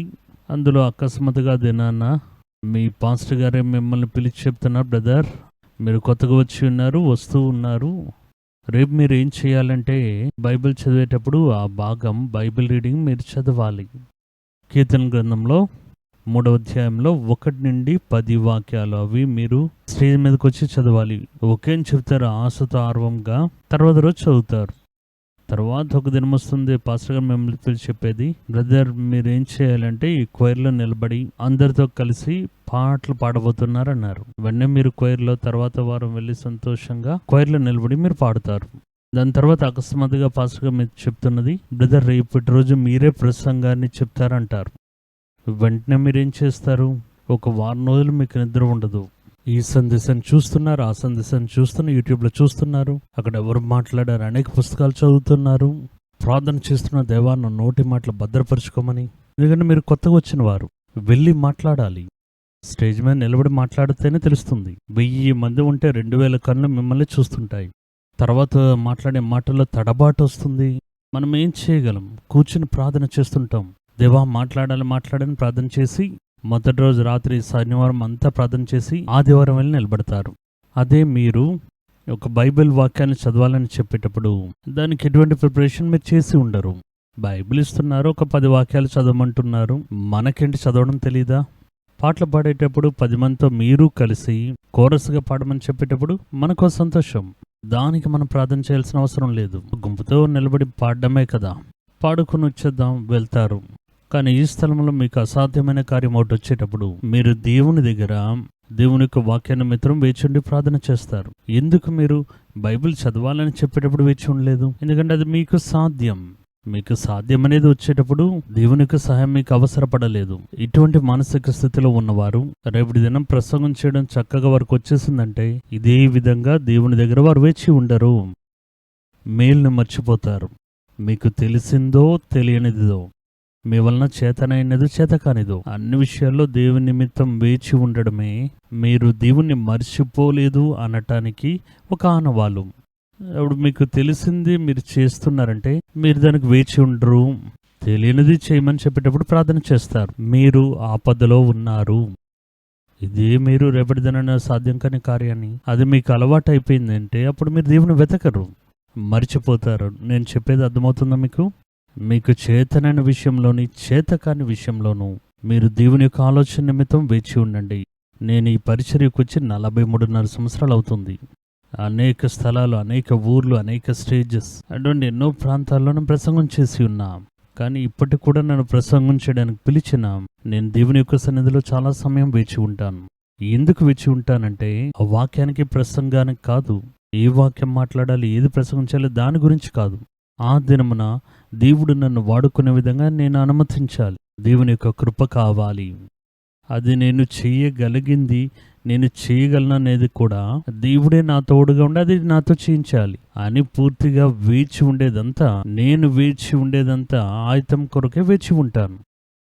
అదే వాక్యం చెప్తుంది. దేవుని యొక్క అనుగ్రహం నిమిత్తం, ఆలోచన నిమిత్తం వేచి ఉండాలి.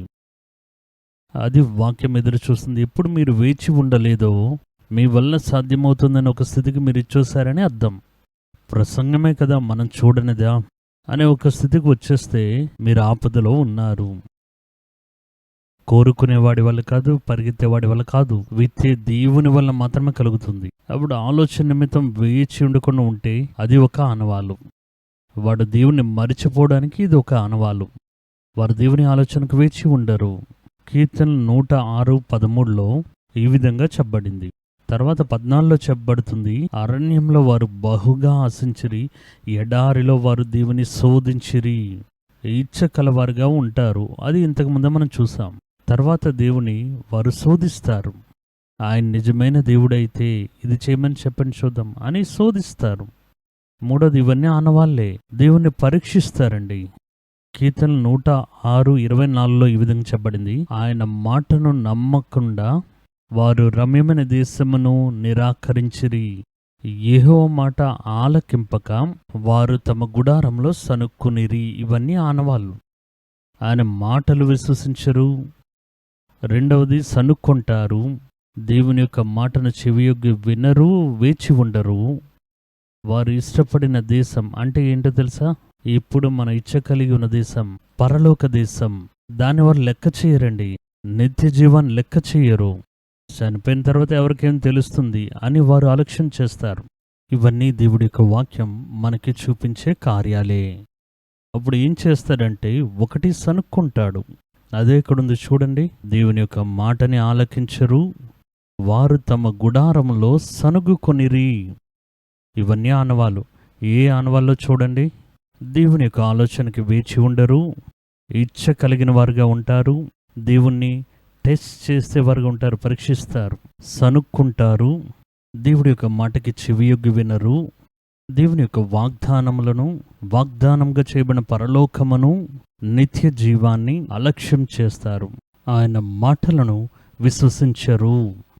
ఈ ఆనవాళ్ళని మీరు చూస్తే వాడు దేవుణ్ణి మర్చిపోయాడనేది అర్థం. కానీ వాడు దేవుడా అంటున్నాడు కదా, అది నోటి ద్వారా చెప్తున్నాడు, కానీ మర్చిపోయాడు. మర్చిపోయిన వాడి గుణాతిశయాలే ఇలా ఉంటాయి.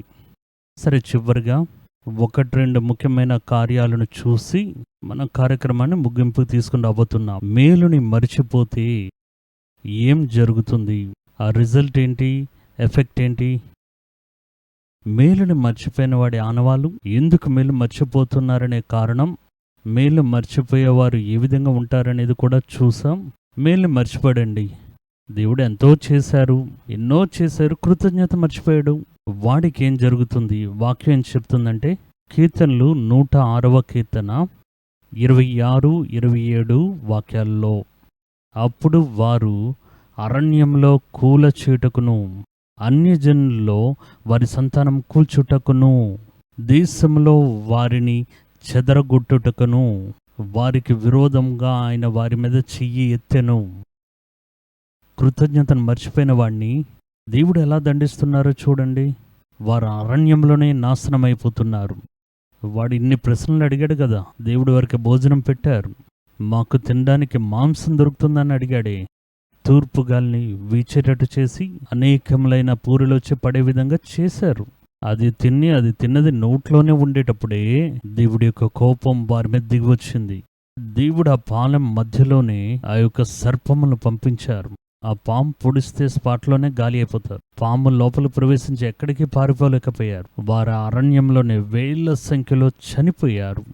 వాక్యం చెప్తున్నప్పుడు వారు అరణ్యంలో వారిని కూలచేటకును, అన్యజనుల్లో వారి సంతానం కూల్చుటకును, అనేక మంది అనేక దేశముల వారి చేత పట్టబడి వారు ఆ దేశంలోకి బానిసలుగా వెళ్ళడము, నాశనం అవ్వడం, ఆ విధంగా దేవుడు వారిని అప్పగించేశారు. తర్వాత చూడండి, వారు అనేక దేశముల్లోకి చెదిరిపోయారు. యూదులను, ఇశ్రాయేలును మన చరిత్రను చూస్తే అనేక సార్లు చెదిరిపోయారండి. చెదిరిపోవడానికి గల కారణం ఒక్కొక్కసారి వారు దేవుని మర్చిపోవడమే కారణమండి. అన్యుల యొక్క ప్రభుత్వాన్ని తలవంచుకొని దేవుడు వారిని అనేక దేశముల్లో చెదరగొట్టారు. వారికి విరోధముగా ఆయన చెయ్యి ఎత్తెను. చూసారా, కృతజ్ఞతగా లేనివారు. 106వ కీర్తన ఆ కృతజ్ఞత మర్చిపోయిన వారి గురించి చెప్తుంది. అందులో వారికి దొరికే దండం చెప్తుంది. అన్ని జనులను దండించడానికి దేవుడు చేయి చాపుతూ ఉన్నారు. తన యొక్క ప్రజల్ని దండించడానికి దేవుడు వారి మీద ఉంచిన చేతిని తీసివేస్తున్నారు. వారిని కాపాడే మేఘం తొలగిపోతుంది. మీ చుట్టూ ఒక కంచెను వేసి పైన ఒక మేఘాన్ని పంపి కాపుదలిచ్చారే, ఇప్పుడు వారిని కాపాడే మేఘం తొలగిపోతుంది. దేవుణ్ణి మర్చిపోతే మీరు సొంతంగా నిలబడినట్టు అనుకుంటున్నారు. దేవుణ్ణి మర్చిపోతే మీకు తెలియకుండా అదృశ్యంగా ఒక కాపుదల వలయాన్ని పెట్టి ఉంటారు దేవుడు. ఆ కాపుదల కంచెను దేవుడు తీసివేస్తారు. అది తీసివేస్తే ఏ సమయంలో ఏదైనా జరగవచ్చు. వాక్యం చెప్తుందో చూడండి, వారి చేతి ప్రయాస వారికి ఫలమునివ్వదు. కృతజ్ఞత మర్చిపోయిన వాడి చేతి ప్రయాస ఉంది చూడండి, అది వారికి మంచి ఫలమునివ్వదు. ఏషియా దీర్ఘదర్శన గ్రంథం 17వ అధ్యాయం 10-11 వాక్యాలు ఈ విధంగా చెప్తున్నాయి. ఏషియా 17వ అధ్యాయం 10-11 వాక్యాలు. నీ ఆశ్రయదుర్గమైన నీ శైలమును జ్ఞాపకము చేసుకోలేదు, నీ రక్షణ కర్తయగు దేవుని. చూడండి, ఇవన్నీ దేవుని మర్చిపోయే వారి గురించి చెప్తుంది. నీ బలమైన బండైన నీ దేవుని జ్ఞాపకం చేసుకోకుండా నీవు ఆయన్ను మర్చిపోయావు. కాబట్టి నీవు రమ్యమైన వనములను నాటుచూ వచ్చినను, అన్య దేశంలో ఉండే ద్రాక్షవలను తెచ్చిపెట్టిన, ఉదయకాలమున నీవు వేసిన విత్తనములను పుష్పింపజేసి సాయంకాలమున విత్తనములు పుష్పింపజేసినట్లు చేసిన ఆ ఫలం వచ్చే సమయంలో దుఃఖము, కఠిన బాధయు మీకు పంటగా ఉంటుంది. మీ చేతి ప్రయాస నీకు లభించదు. నీవు వచ్చి మంచి శ్రేష్టమైన యొక్క నాటులను భూమిలో నాటినను, అన్య దేశంలో ఇవన్నీ ఫారిన్ ఐటమ్స్ తీసుకుని వచ్చి పెట్టిన, పగటి కాలమున ఆ నాటులు ఎదగడానికి ఏదేదో చేయాలని ఎరువులు వేసిన, సాయంకాలమున యొక్క విత్తనములు పుష్పింపజేసిన, కానీ ఆ పంట కోసే సమయం చూడండి, ఆ సమయం వరకు బాగానే ఉన్నట్టు ఉంటుంది. కానీ పంట కోత దినాన్న దుఃఖము, కఠిన వేదనయు అది మీ కోతగా ఉండబోతుంది. పంట కోయడానికి కత్తి తీసుకుని వెళ్తే అంత ఎండిపోయి ఉంటుంది. మీరు పడిన శ్రమ, మీరు పడిన ప్రయాస, పడిన వేదన, చేసిన పని ఇవన్నీ వృధా అయిపోతాయి. కొంతమంది చూడండి, పరిగెత్తారు, ప్రయాసపడతారు, ప్రయాసపడతారు, ఫలితమే ఉండదు. కారణం ఏంటని అడిగితే, దేవుని మీరు మర్చిపోతే దేవుడు మిమ్మల్ని మర్చిపోతారు. చివరిగా మనం చూస్తున్నది, ఆయన మర్చిపోకుండా ఉండడానికి మనం ఏం చేయాలి? దేవుణ్ణి ఎల్లప్పుడూ ఆరంభ కాలంలో వచ్చేటప్పుడు మనం ఎప్పుడు దేవుడా దేవుడని మర్చిపోమండి.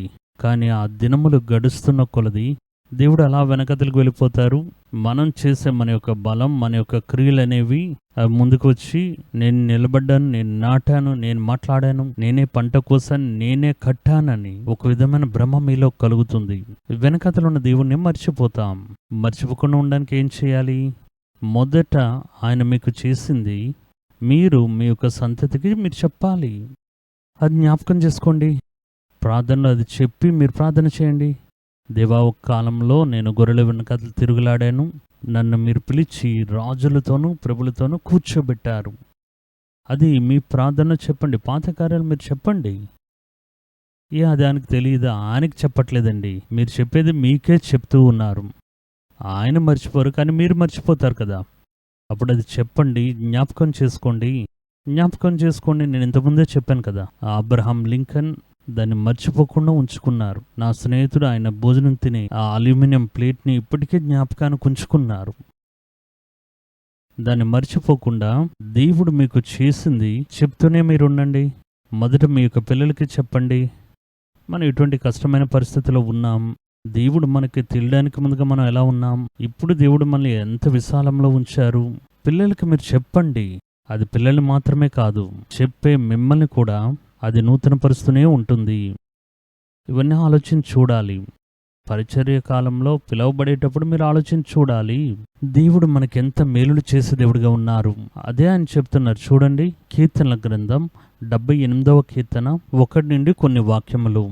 నా జనులారా, నా బోధకు చెవియొగ్గుడి, నా నోటి మాటలకు చెవియొగ్గుడి. నేను నోరు తెరిచి ఉపమానం చెప్పెదను, పూర్వకాలపు గూఢవాక్యం నేను తెలియజెప్పెదను. మాకు తెలిసిన సంగతులను, మా పితరులు మాకు వివరించిన సంగతులను చెప్పెదను. యెహోవా స్తోత్రార్హ క్రియలను, ఆయన బలమును, ఆయన చేసిన ఆశ్చర్యకరములను దాచకుండా వాటిని వారి పిల్లలకు మేము చెప్పెదము. ఆయన చేసిన ఆశ్చర్యకారాలను వివరించి చెప్తాం. ఆ కాలంలో దేవుడు చేసింది జ్ఞాపకం చేసుకోవడానికే పండుగలు కూడా ఉండేవండి వారికి. పస్కా పండుగను మీరు చూడండి. ఐగుప్తులో 400 సంవత్సరాలు వారు ఉన్న విషయాన్ని జ్ఞాపకం చేసుకోవడానికి ఇప్పటికీ కొనియాడుతూనే ఉన్నారు. ఆ పండుగ యొక్క విశేషం ఏంటని అడిగితే, ఆ పండుగ జరిగే సమయంలో అందరూ అందులో చెప్పబడిన ప్రకారం ఏదైనా ఆకుకూరను పెట్టుకుని, మంచి డ్రెస్సులు వేసుకుని, ప్రయాణమయ్యేటప్పుడు ఏ విధంగా ఉంటారో అదే విధంగా కూర్చుని తింటారు. అలా తినేటప్పుడు ఒక బిడ్డ లేచి, మనం ఇవన్నీ తింటున్నాం కదా డాడీ, దీని యొక్క అర్థం ఏంటని అడగాలి. వారికి తెలుసు, కానీ అడిగే తీరాలి. అడగగానే ఆయన చెప్తారు, మన యొక్క పితరులు ఐగుప్తులు బానిసలుగా ఉండేవారు, రాళ్ళు మోసేవారం, కూలి పనులు చేసేవారం. దేవుడు మన పక్షాన్ని నిలబడి మనల్ని కాపాడే విషయం చెప్పాలి. అది ఒక అలవాటుగా వారు కలిగి ఉన్నారు. దేవుడు చేసింది జ్ఞాపకానికి తీసుకునండి. మీ పిల్లలకు మీరు చెప్పండి, సాక్ష్యంగా చెప్పండి. అది మళ్ళీ మళ్ళీ జ్ఞాపకం చేసుకునేటప్పుడు అది మీకు మహిమగల కార్యాలను నిర్మించిస్తుంది. అది మీరెన్నటికీ మర్చిపోరు. నేను ఒక గొప్ప సేవకుని చూసి ఉన్నాను. నేను పక్క నుండి చూశాను ఆయన్ని. ఆయన చాలా గొప్ప సేవకుడు, చాలా ప్రబలంగా తెలియబడిన వ్యక్తి. ఆయన భోజనం చేసేటప్పుడు అది తీసుకుని ప్రార్థన చేస్తారు చూడండి. చేతులు ఆ యొక్క అన్నాన్ని తీసుకుని ఆయన యేసయ్యను ప్రార్థన చేసేటప్పుడు కళ్ళలో కన్నీరు వస్తుంది. నేను పక్కనే ఉంటాను కదా, నాకు చెప్తే నా కన్నీరే నాకు ఆహారంగా ఉండేది. నేను అడుగుతాను, ఎందుకు ఏడుస్తున్నారని. ఆయన చెప్తుంటారు, ఈ ఒక్క పిడికిల భోజనం దొరక్క నేను ఎంత కష్టపడ్డానో నాకు తెలుసు. ఇప్పుడు దేవుడు నా చుట్టూ ఎన్ని పెట్టి ఉన్నారండి. ఈ ఆహారం చూడగానే వారికి జ్ఞాపకం వస్తుంది. ఇది జ్ఞాపకం ఉంచుకున్నవాడు ఉన్నాడు చూడండి, వాడు దేవుడికి ఫలములు ఇచ్చేవాడుగా ఉంటాడు. కృతజ్ఞతను మర్చిపోయినవాడు దేవుని వలన తృణీకరించబడతాడు. బైబిల్లో చూడండి, నిర్గమకాండం 12వ అధ్యాయం 14 చెప్పబడింది, మీకు దేవుడు చేసిన యొక్క మేలులను జ్ఞాపకం చేసుకోవడానికి ఒక దినమును ఏర్పరిచి దాన్ని పండుగగా మీరు ఆచరించండి. అందులో దేవుడు చేసిన మేలులను చెప్పి మీరు ఆయన ఆరాధించాలి. నిర్గమకాండం 12:14. ఆ దినమున, ఈ పస్కా పండుగ దినమున మీకు జ్ఞాపకార్థ దినముగా అది ఉండాలి. మీరు యెహోవాకు పండుగగా దాన్ని ఆచరింపవలను. అది మీకు తరతరములకు నిత్యమైన కట్టడగా దాన్ని ఆచరింపవలనన్నారు. అప్పుడు ఆయన క్రియలను జ్ఞాపకం చేసుకుంటూనే ఉండాలి. ఒక్కొక్క కార్యాన్ని చూసేటప్పుడు జ్ఞాపకం చేసుకుంటూనే ఉండాలి. 1 దినవృత్తాంతాలు 16వ అధ్యాయం 13 విధంగా చెప్పబడింది, ఆయన చేసిన ఆశ్చర్యకార్యములను జ్ఞాపకం చేసుకొనుడి, ఆయన సూచక్రియలను ఆయన నోటి తీర్పులను జ్ఞాపకం చేసుకొనుడి. ఆశ్చర్యములు జ్ఞాపకం చేసుకోవాలి, సూచక్రియలు జ్ఞాపకం చేసుకోవాలి. ఆయన మీపై కుమ్మరించిన ప్రేమను జ్ఞాపకం చేసుకోండి. ఆయన యొక్క తీర్పులను మీరు జ్ఞాపకం చేసుకోవాలి. ఈ జ్ఞాపకం చేసుకోవడం అనేది మిమ్మల్ని కృతజ్ఞత గలవారే దేవునిలో ఇది కాపాడుతూ ఉంది.